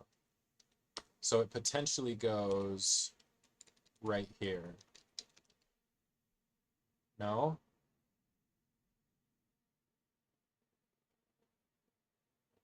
The second argument to with default is not what I expect. It says this match. Okay, hold on. Ooh, that's pretty verbose, but it should help. Okay, it says something is off.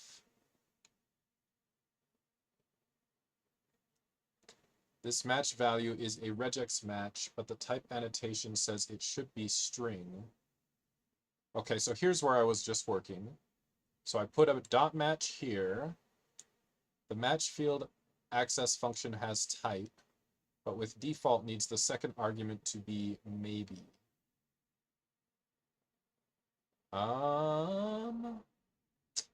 Well, that makes sense, I guess. So I think I most likely did not need the maybe with default here at all, ever. So let's get rid of it.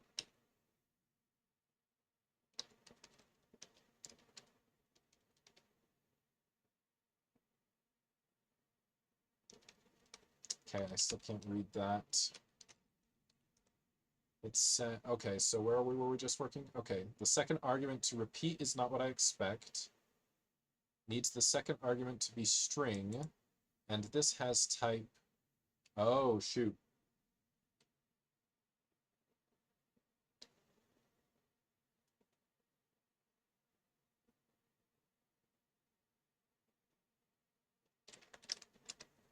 Okay, trying to figure it out. Not there yet. All right.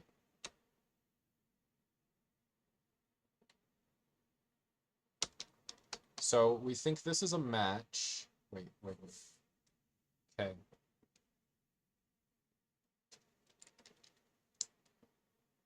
This part is good. This part is not good.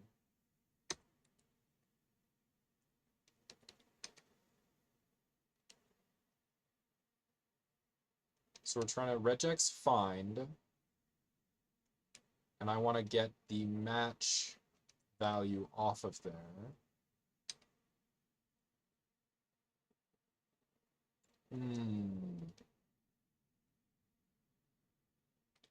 And it says the match field access function has type B or match A to A. Yeah, I don't quite understand that. But it doesn't look like what is going to work at all. Okay, so when we access it,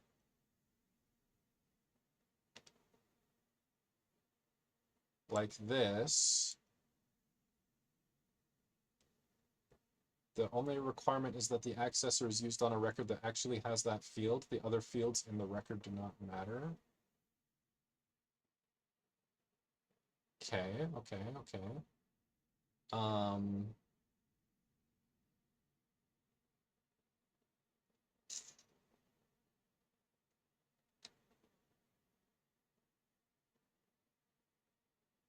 Match field access function.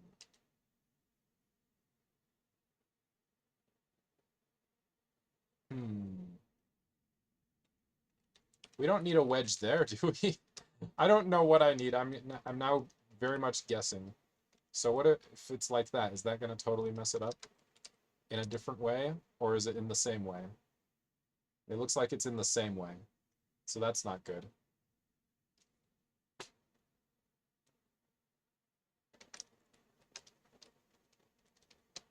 So string to int.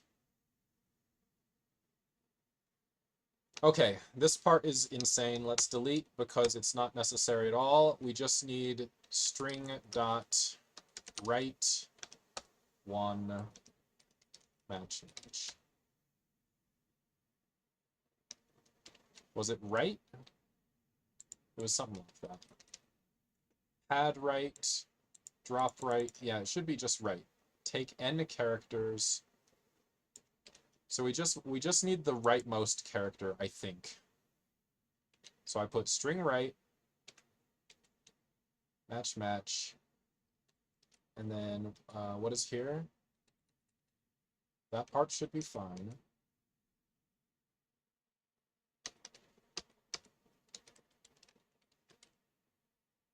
Okay, so now what is this? Something is off. Okay, so that's better. Okay, progress. It's looking a little bit like progress. I couldn't figure out whatever the tangle was before, but this is starting to look a little like progress. So now, now we should do the decode map. So we're gonna go put parentheses here, and we're gonna go list map, decode map. Okay, and then we're gonna string join, I think. String join wedge. Oh my goodness gracious, it passed. Talk about this elm is really interesting. This elm feels very like elegant. Like I feel like mastering this elm would be really fun, actually. Like it's a real head scratcher because I don't know anything about it, but it seems cool in its way. All right, so now let me try let me try submitting first to make sure it's okay. But then I do want to refactor a little bit.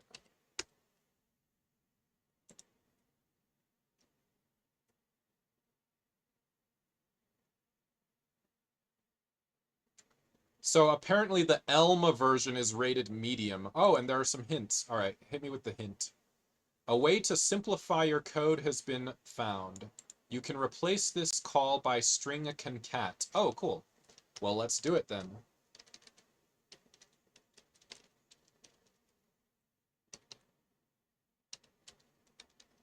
And where was the other one? Here. Cool.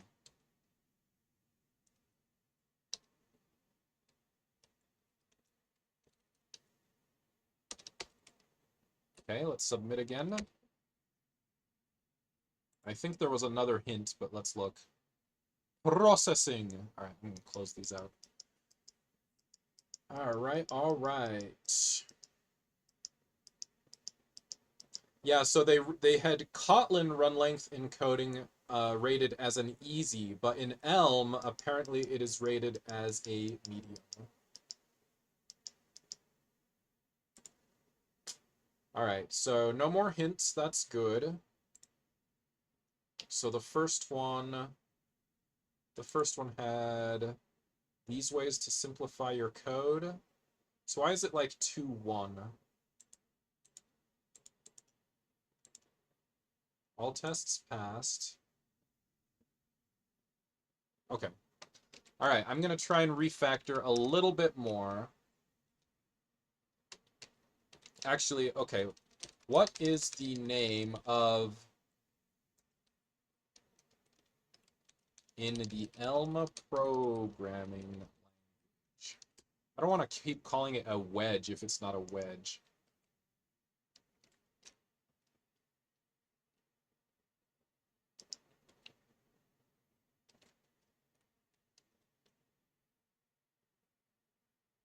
It can help you avoid parentheses, which can be nice sometimes. Maybe you want to apply a function to a case expression, that sort of thing.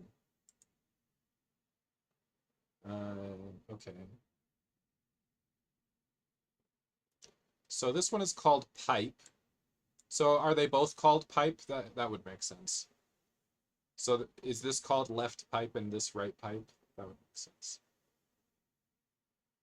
I guess I didn't call it that because I'm used to calling this guy alone a pipe. And so putting the arrow on it, I felt like calling it a wedge. But I'll just call it pipe. All right, so let's put a pipe somewhere. So right here, for instance, if we get rid of these, then it's all, oh, it's wrong. But then we put a pipe here, and it's like, oh, it's okay. Very neat, very neat. And then here, I don't think we should need the parentheses either.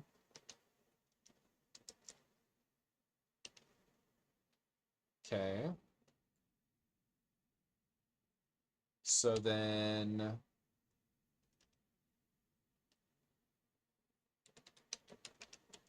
Okay. So like that, nice. So we have concat here. So, I mean, is it better to use parentheses or is it better to use a pipe? I don't know. I like the pipe because it just seems different and fun.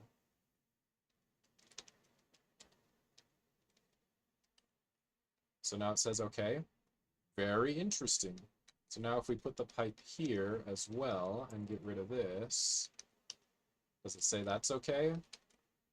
In this case, no, I don't think so. I cannot send this through the pipe. Okay, so let's undo. So do we know why it can't send that through the pipe?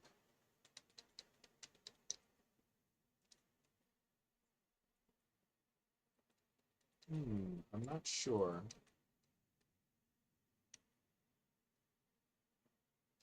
Maybe it's something to do with the way it's nested, because I have this one pipe here, and then I have this other one here, but it's nested in these parentheses. I feel like it's something to do with that. Okay, I'll leave that one alone. And then this one has the same thing. There's a pipe inside the parentheses. So I think we want to leave that one alone. So if I do get rid of this and make it a pipe instead, I think it's going to complain. Let's see. Yeah. Yeah, so that's no good. All right, so then we have string repeat. I think parentheses here are probably what we need. So like this innermost we could replace with pipe, right?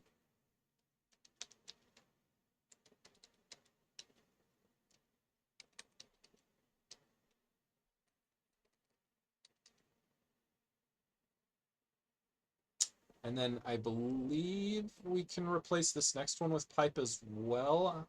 So we've got a pipe inside the parentheses, but it's just this one function. So here it was like a couple in a row, maybe with default and regex never. I don't know. Let's just see. I think it might accept this one.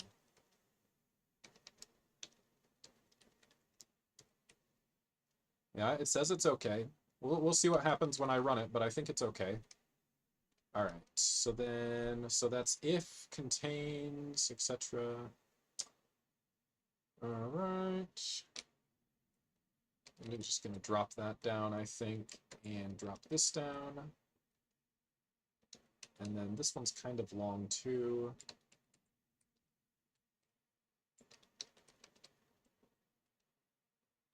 All right, so then this one.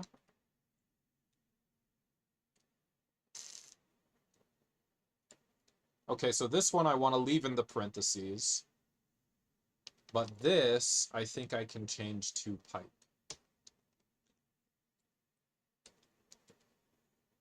Yeah? Okay, so then I'll drop this down, and drop this down.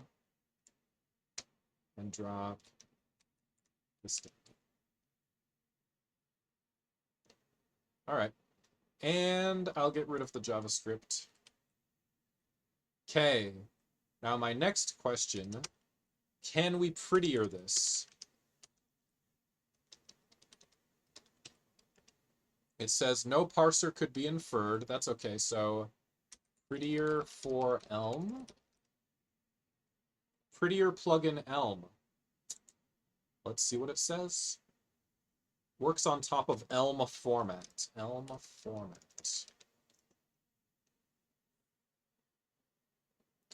Let's talk about Elm's code formatting. Sure, I'm here for it. Oh no, I don't want to talk about this. I just want to talk about how to run the formatter. Never mind. Never mind. So this one is deprecated. So what do we use instead? Inspired by Go format. That's a winner. I love Go format. I love Go format way better than I love Prettier, to be very honest. I love it better than Black as well. I think this one's awesome. But, so it says this is deprecated. So do we go here to get it? Probably, right? Elm format. Inspired by Go format. All right, let's give it a shot. Uh-oh. Oh. I think I mistyped it. Let me try again.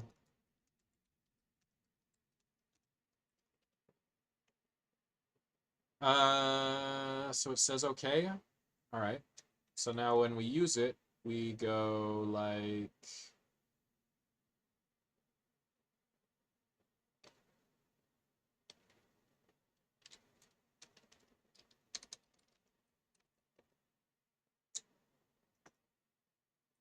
Usage, Elm format.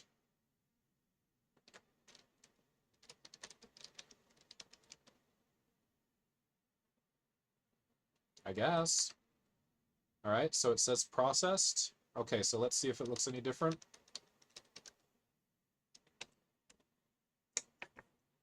Yeah, it does. Okay, so that is refactoring. Okay, so it put this blank line. I didn't put that there, right? Or did I? I don't know. It's fine. It's fine. So let's try submitting. Let's try testing again. And let's submit. Okay. Let's take a look.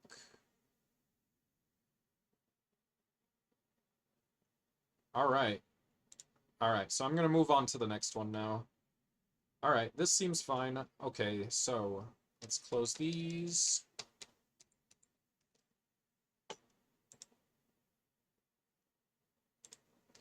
And where'd my 48 and 44, 48 or whatever go? 48. Yeah, this. Okay. Next up is Wasm. Back to Wasm again, baby. Oh, this one's marked hard, and honestly, that was my first thought, was like, I think this one in Wasm might actually be hard. I don't know if I'll be able to finish it tonight, honestly. We'll see. Maybe. Okay, here we go. Wasm, baby. Okay, so let's go over to the Wasm.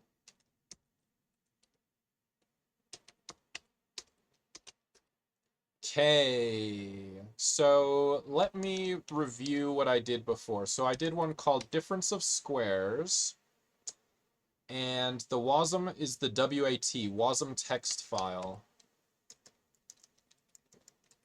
Okay, so let's review what I did here. Okay, not too bad, I guess. So we had a module with a func, so there were 3 funcs, right?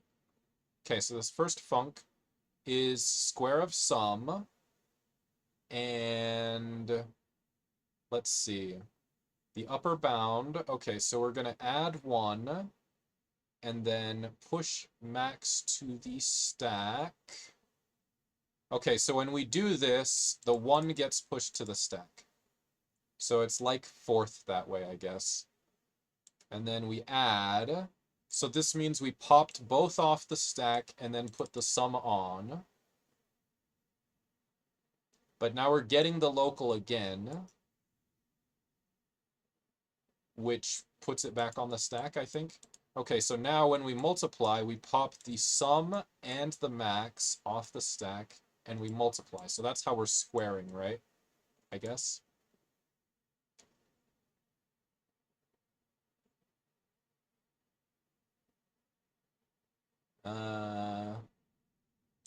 Squaring. Okay, so we added, and then we multiply. Divided by 2. Calculate the square. Oh yeah, that's right. We're not actually. We used the formula. We used the formula to do it. Okay. And we used the other formula for this one. All right. So that's enough review. Let's look at let's look at the run length encoding. So let's go npm I.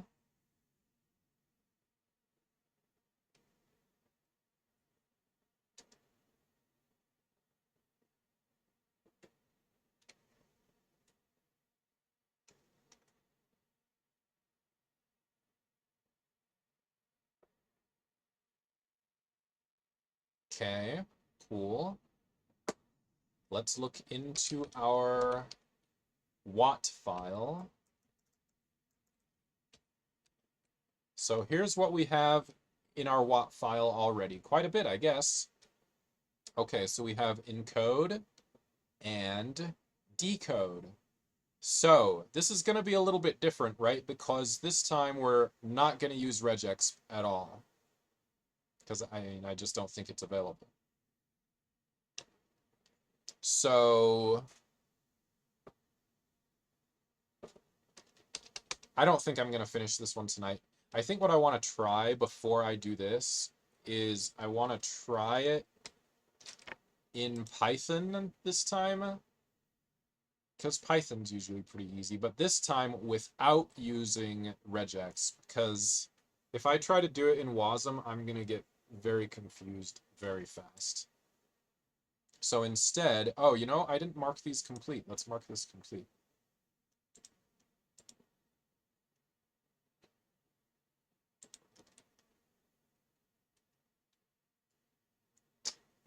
This is a good song.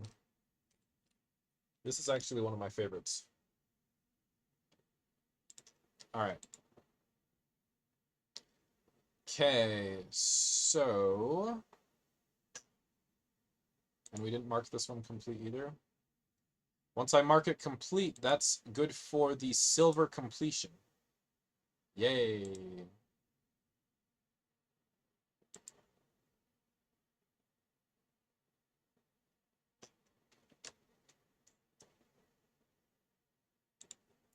Okay, let's look at it in Python. And so this time, let's do it without any regex. So let's just start it here.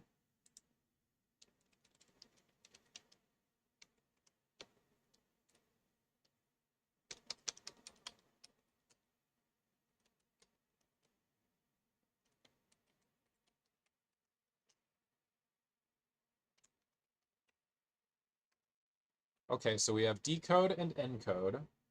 So now, if so basically, we're gonna basically loop through, which is very different from what I did in the squares one, because in the squares one, I just used formula in WASM, so it was actually very simple. So this time it's gonna be different. But basically, we're gonna go for C in a string, right? And we're gonna set a couple of variables. So we'll say last for the last character that we saw, and I'm going to initialize it to nothing because there is no last at first. And then the other one is going to be length, and that's going to be initialized to 0. All right. So now here we say if C is last, then all we have to do is increment the length, I believe, right? And then else,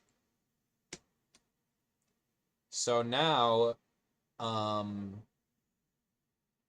we have to put something on the result. So we'll initialize the result to nothing, and then here we'll say result plus equals, I guess, and we'll add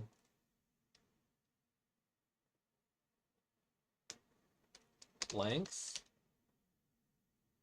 which I believe I'm pretty sure if we say A equals A, B equals 1, and A plus equals B, so can only concatenate string and not int to string. Okay, well, I thought it might not work, that's why I checked. So we'll say str length. Okay, so result plus equals str length, and then we'll say result plus equals last. And then we'll say last equals C. And that's it. Now, oh, and then we reset the length.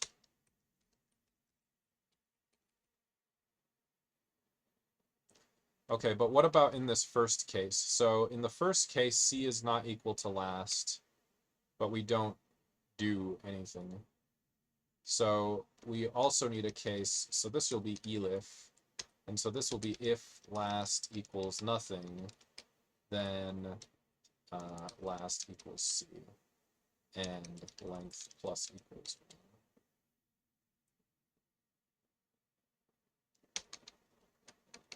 Right? So, yes. That is... Oh, no. So this is encode. Hold on. In the other ones, encode was before decode.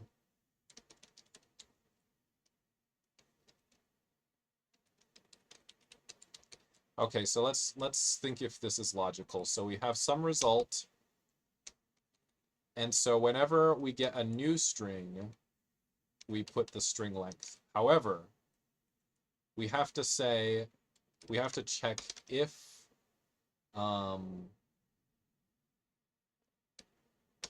length greater than 1, then we add that, right? Otherwise, we do not. So then at the end, we return results. Okay, let's look at the decode. So here, we're going to go through and we're going to find if the thing is a number, basically. So it's going to be more complicated in WASM, but this is closer to what it's going to be in WASM because we aren't going to use a regular expression. So here, when we decode, honestly, I want to check and see if that's working so far. It says, oh, hold on. Oh, I need to put pass here.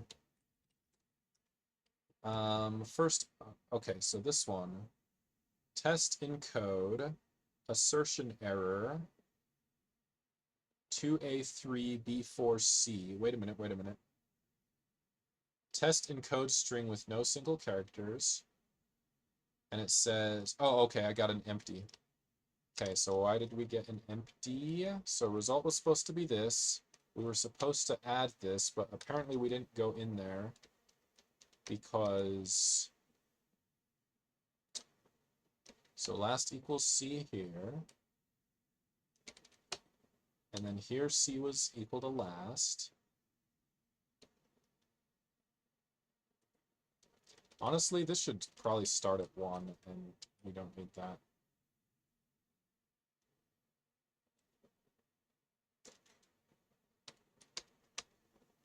And then we said if length greater than 1, result, so result plus equals last here, but I guess we didn't actually get into it.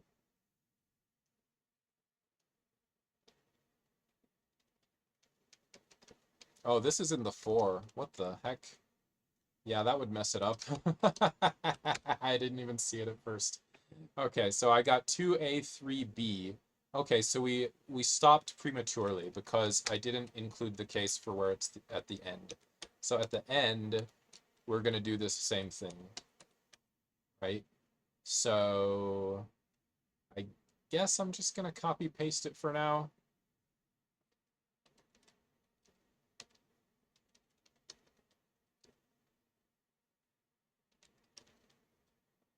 Whoops.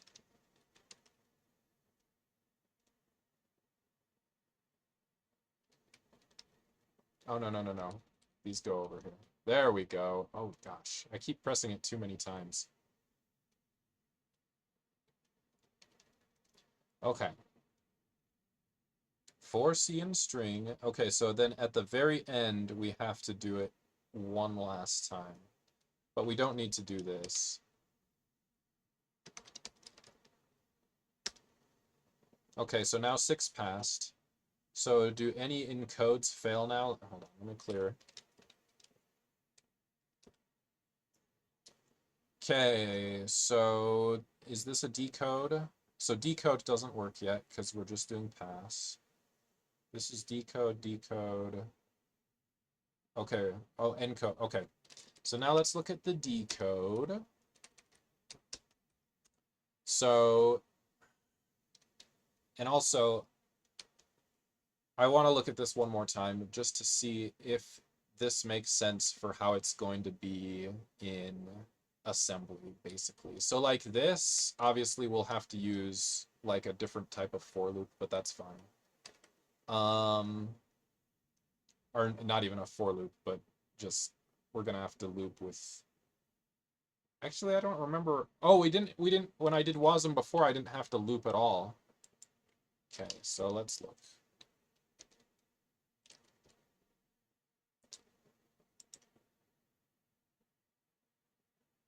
So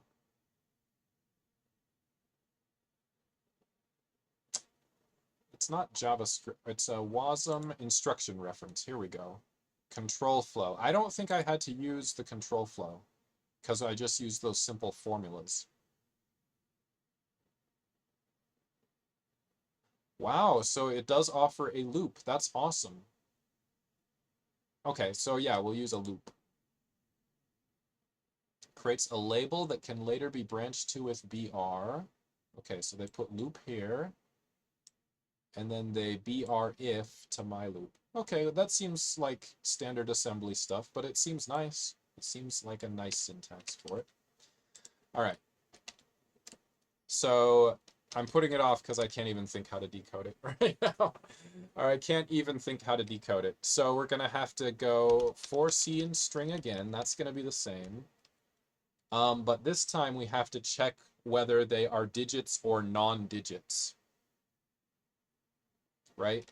Because if we look in the README, it says we can do this with the assumption that there will only be letters, so there will be no digits in the encoded thing. So yeah, that does make it a lot simpler. All right, so we're gonna have to go through, then we have to see if it is a digit. So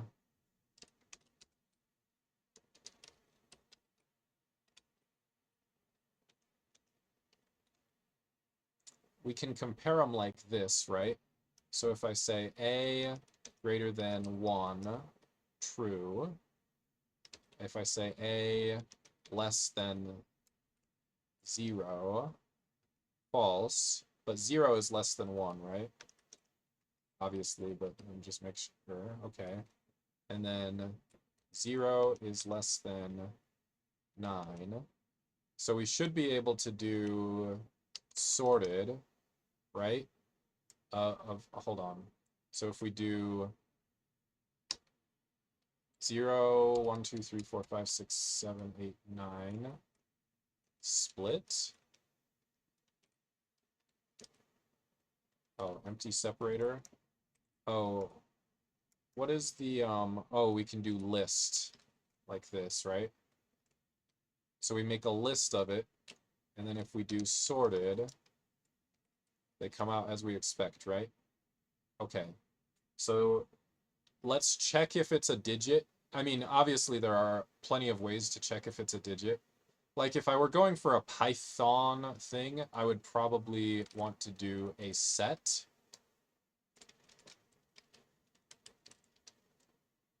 Like this, and check membership that way.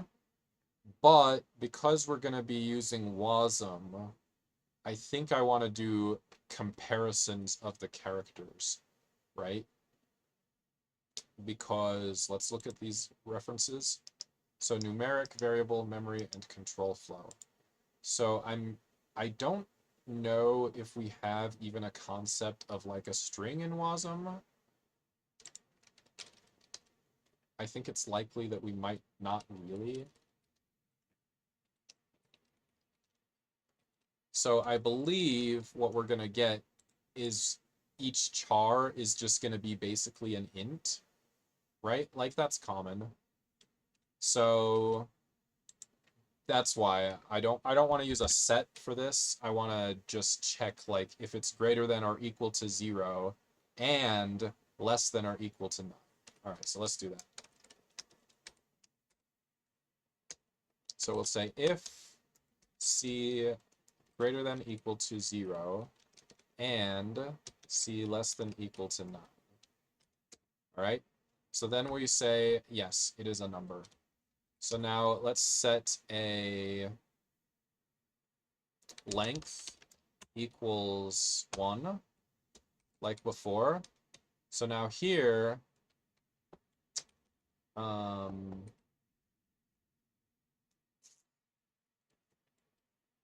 let's see. So if the length starts out at 1,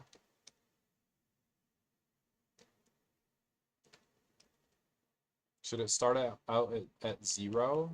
I don't know what it should start out at. Probably 0. So then here, we'll say if length is 0, length equals int c. Okay, so now this int conversion is something that we'll have to figure out. Let's even put a note of that. The int conversion will need to be figured out in, and likewise here, right? Where's the string conversion?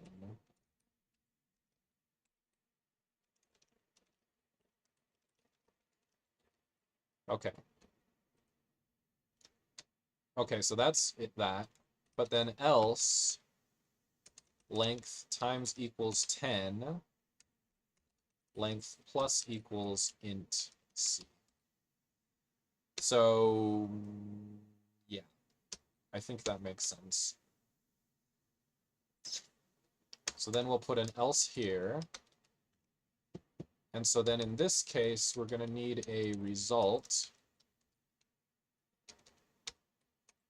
And we're going to put result plus equals. Should we actually do a loop? Because that's how it's going to be more in WASM. So we'll go for in range length. Or should we do while, since a while would be more true to like what's in WASM. In fact, sure, let's make them both whiles. T Carcass says actual int value will be numbers int representation minus int representation of 0. Yes, let's put that in here. The int conversion will be c minus 0, right?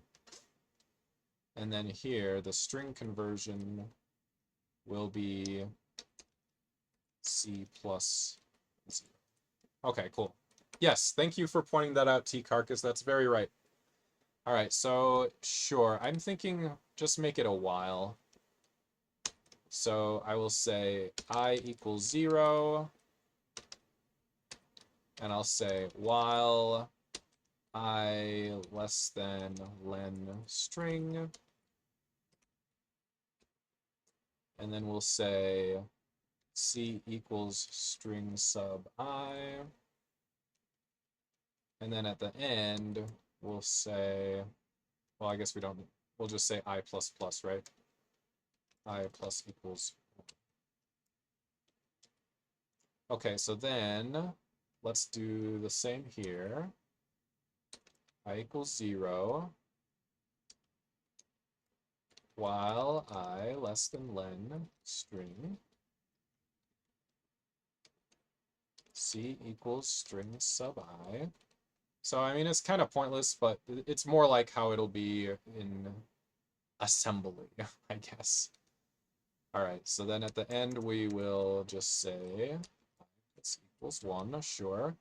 So then this one the same. So we'll say j equals 0. And then we'll say while j is less than length.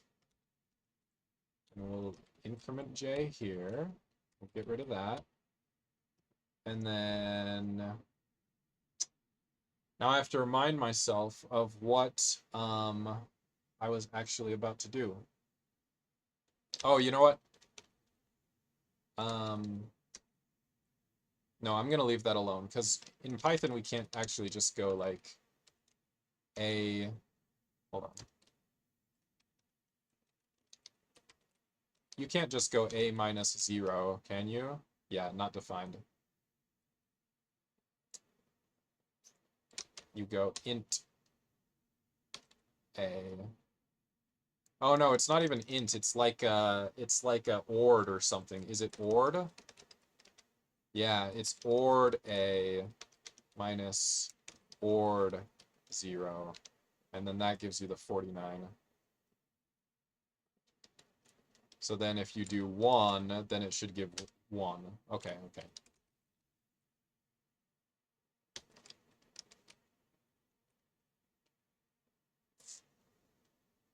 So sure, let's actually do that. Def custom str, which takes an int, just so we have an idea of how it's going to be. So then we return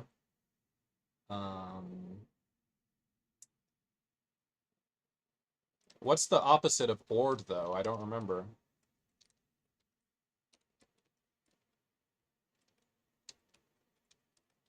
So ord is return the Unicode code point for a 1-character string.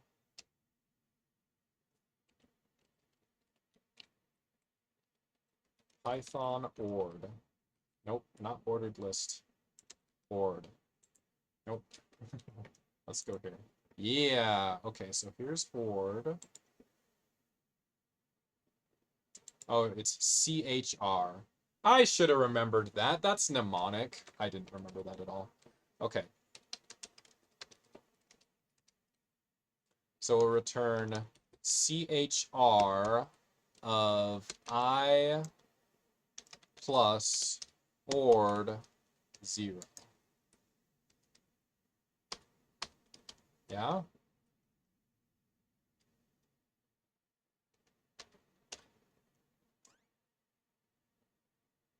So that's not going to work. Okay, so that's not going to work if it's more than 1 char. So this is custom.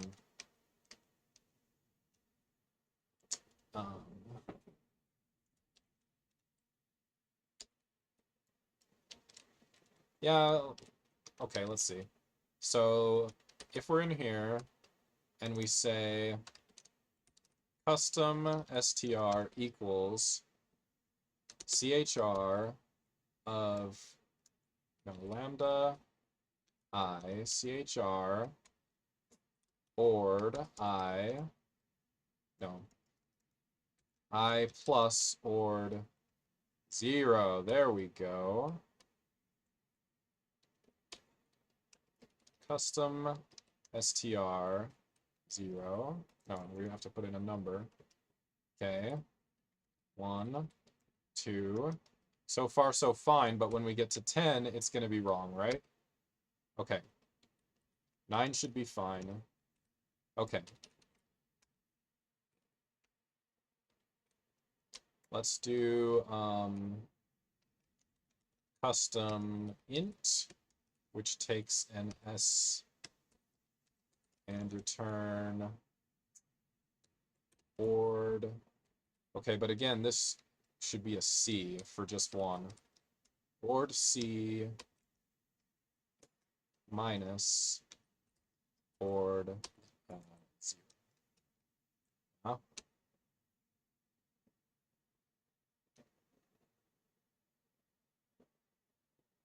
Okay. So we can use, so these are just singles chars, so we can use custom int here.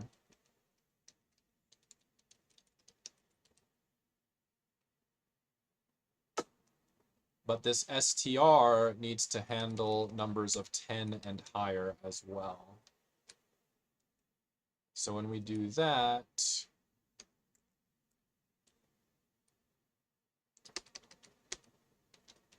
let's just call this one custom C for char. Or actually, yeah, just custom char. And then for custom custom str I. What time is it? Am I close to being done? Not yet. Okay, so here we will say while I greater than 9.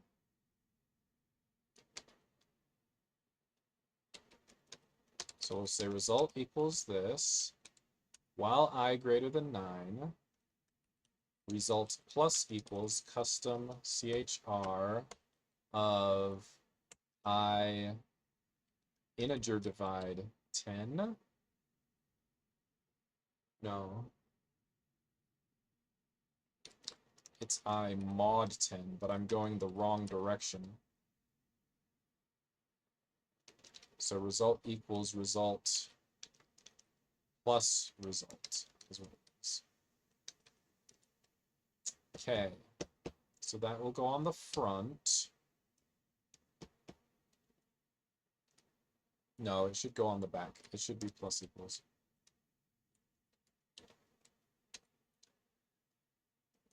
I need plain English here. Okay, so we will put the remainder on the end of the result.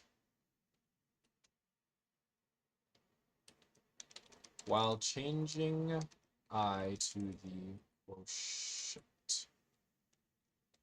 Okay, so I divide equals 10. And then return result plus custom CHR. I want 10 at the end. I don't know. I feel like this is quite wrong.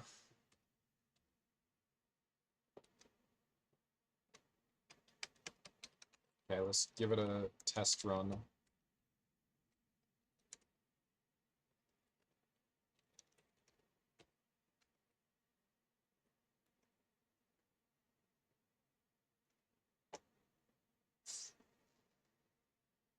Okay, let's copy this.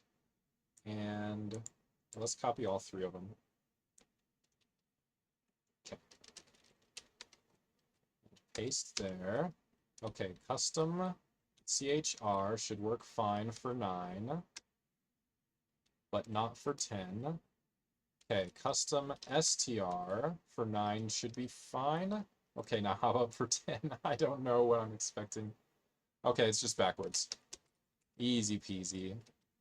I knew I needed to test it. Okay, so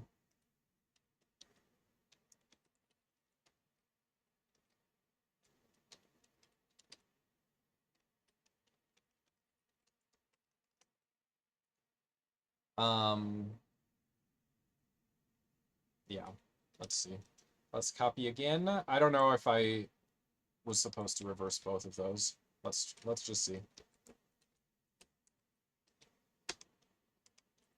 Okay.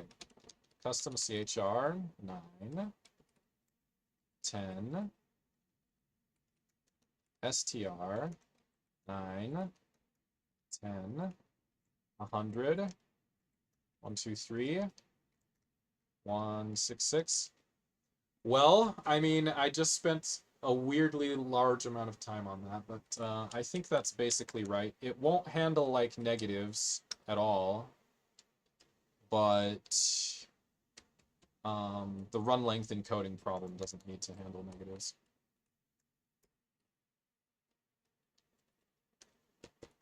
Yeah, I think that's okay. And then the other one is the custom int.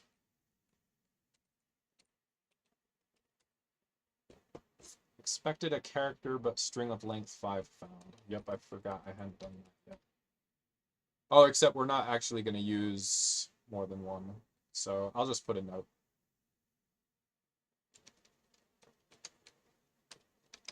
Note, we won't use this for more than one char output. Okay, so let's go to the end. And we're going to say, so we'll do the custom int. Okay, so now we should be able to use the custom string here. All right. So now, what were we supposed to do here? I should have left myself a note because now I am all backwards. So here we were supposed to...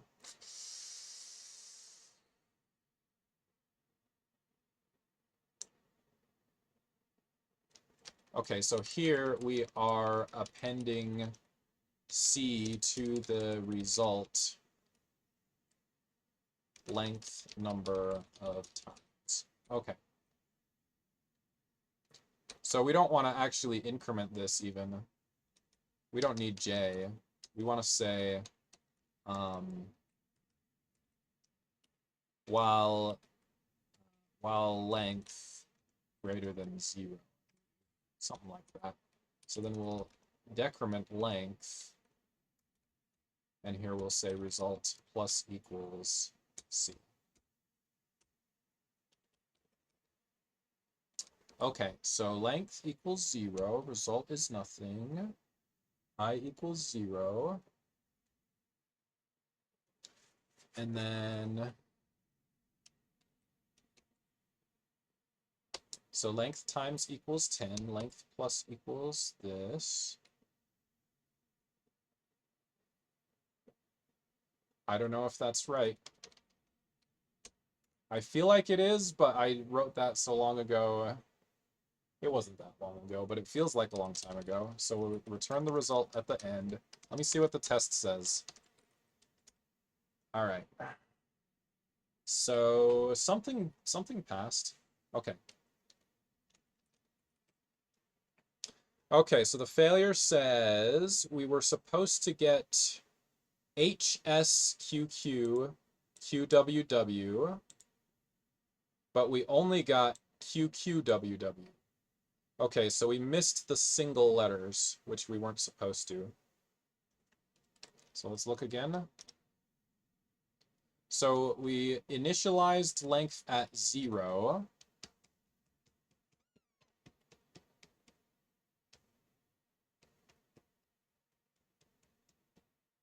So we could say while length greater or equal to 0, but I think that means we end up with too many.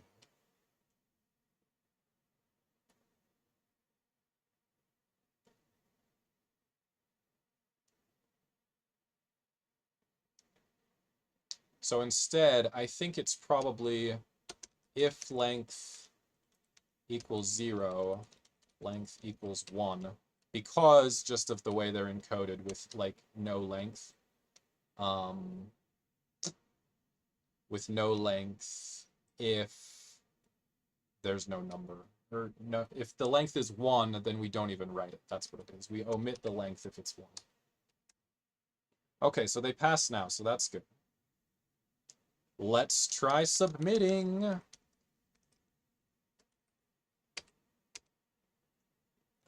Okay, I'm gonna log off here in like 10 minutes. But let's take a look. Okay, so processing. So this one isn't easy, of course, but I didn't exactly do it in the easiest way this time because I wanted to see how it could be done in something more like assembly. Although obviously this is not assembly, but yeah, so we use a custom char and custom string, custom int. We'll need all those in assembly for sure, using just while loops. Okay, let me try refactoring. All right, what needs to be refactored? We'll put the remainder on the end of the result while changing I to the quotient. I'm reading this and it doesn't even really make sense to me. I'm just going to get rid of it. We won't, so that's a good note. That's a good note. Let me move this up.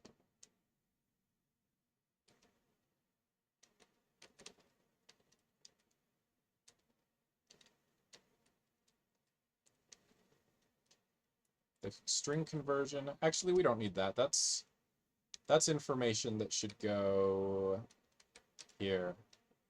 Yeah, there we go. And the int conversion, let's move that up.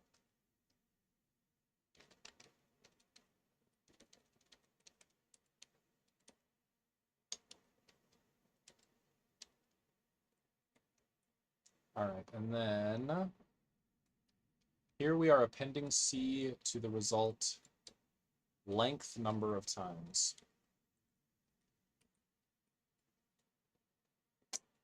Okay, cool.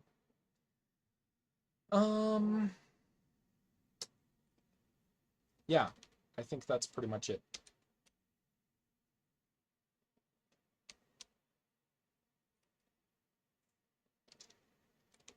Okay, let's black.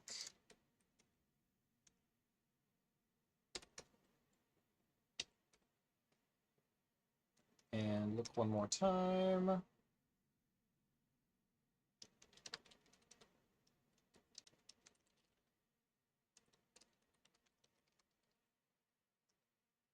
All right.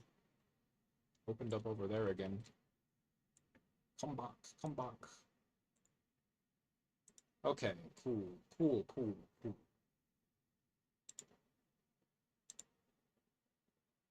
So, passed. All right, so I'm gonna mark that as complete. So I only finished 2 tonight. Honestly, that's crazy. Let me review how much is left.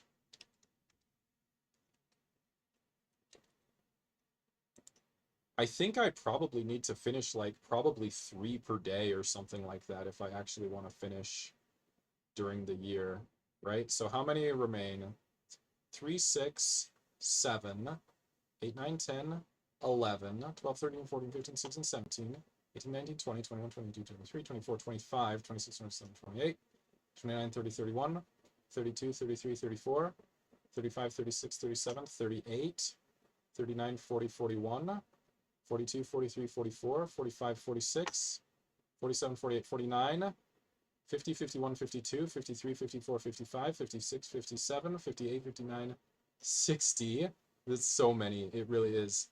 61, 62, 63, 64, 65, 66, 67, 68, 69, 70. I don't even know if I counted right, but 71, 72, 73, 74, 75, 76, 77, 78, 79, 80, 81. That is wild. So yeah, that's pretty much 3 per day for the rest of the year on average.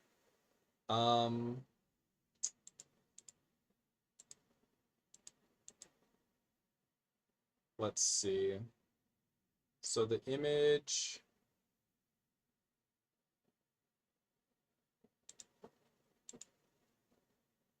Okay, okay, so featured tracks, track icon.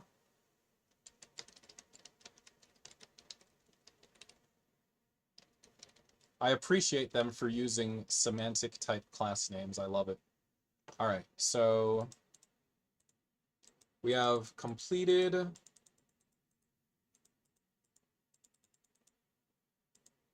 And we have not completed. Where's not completed?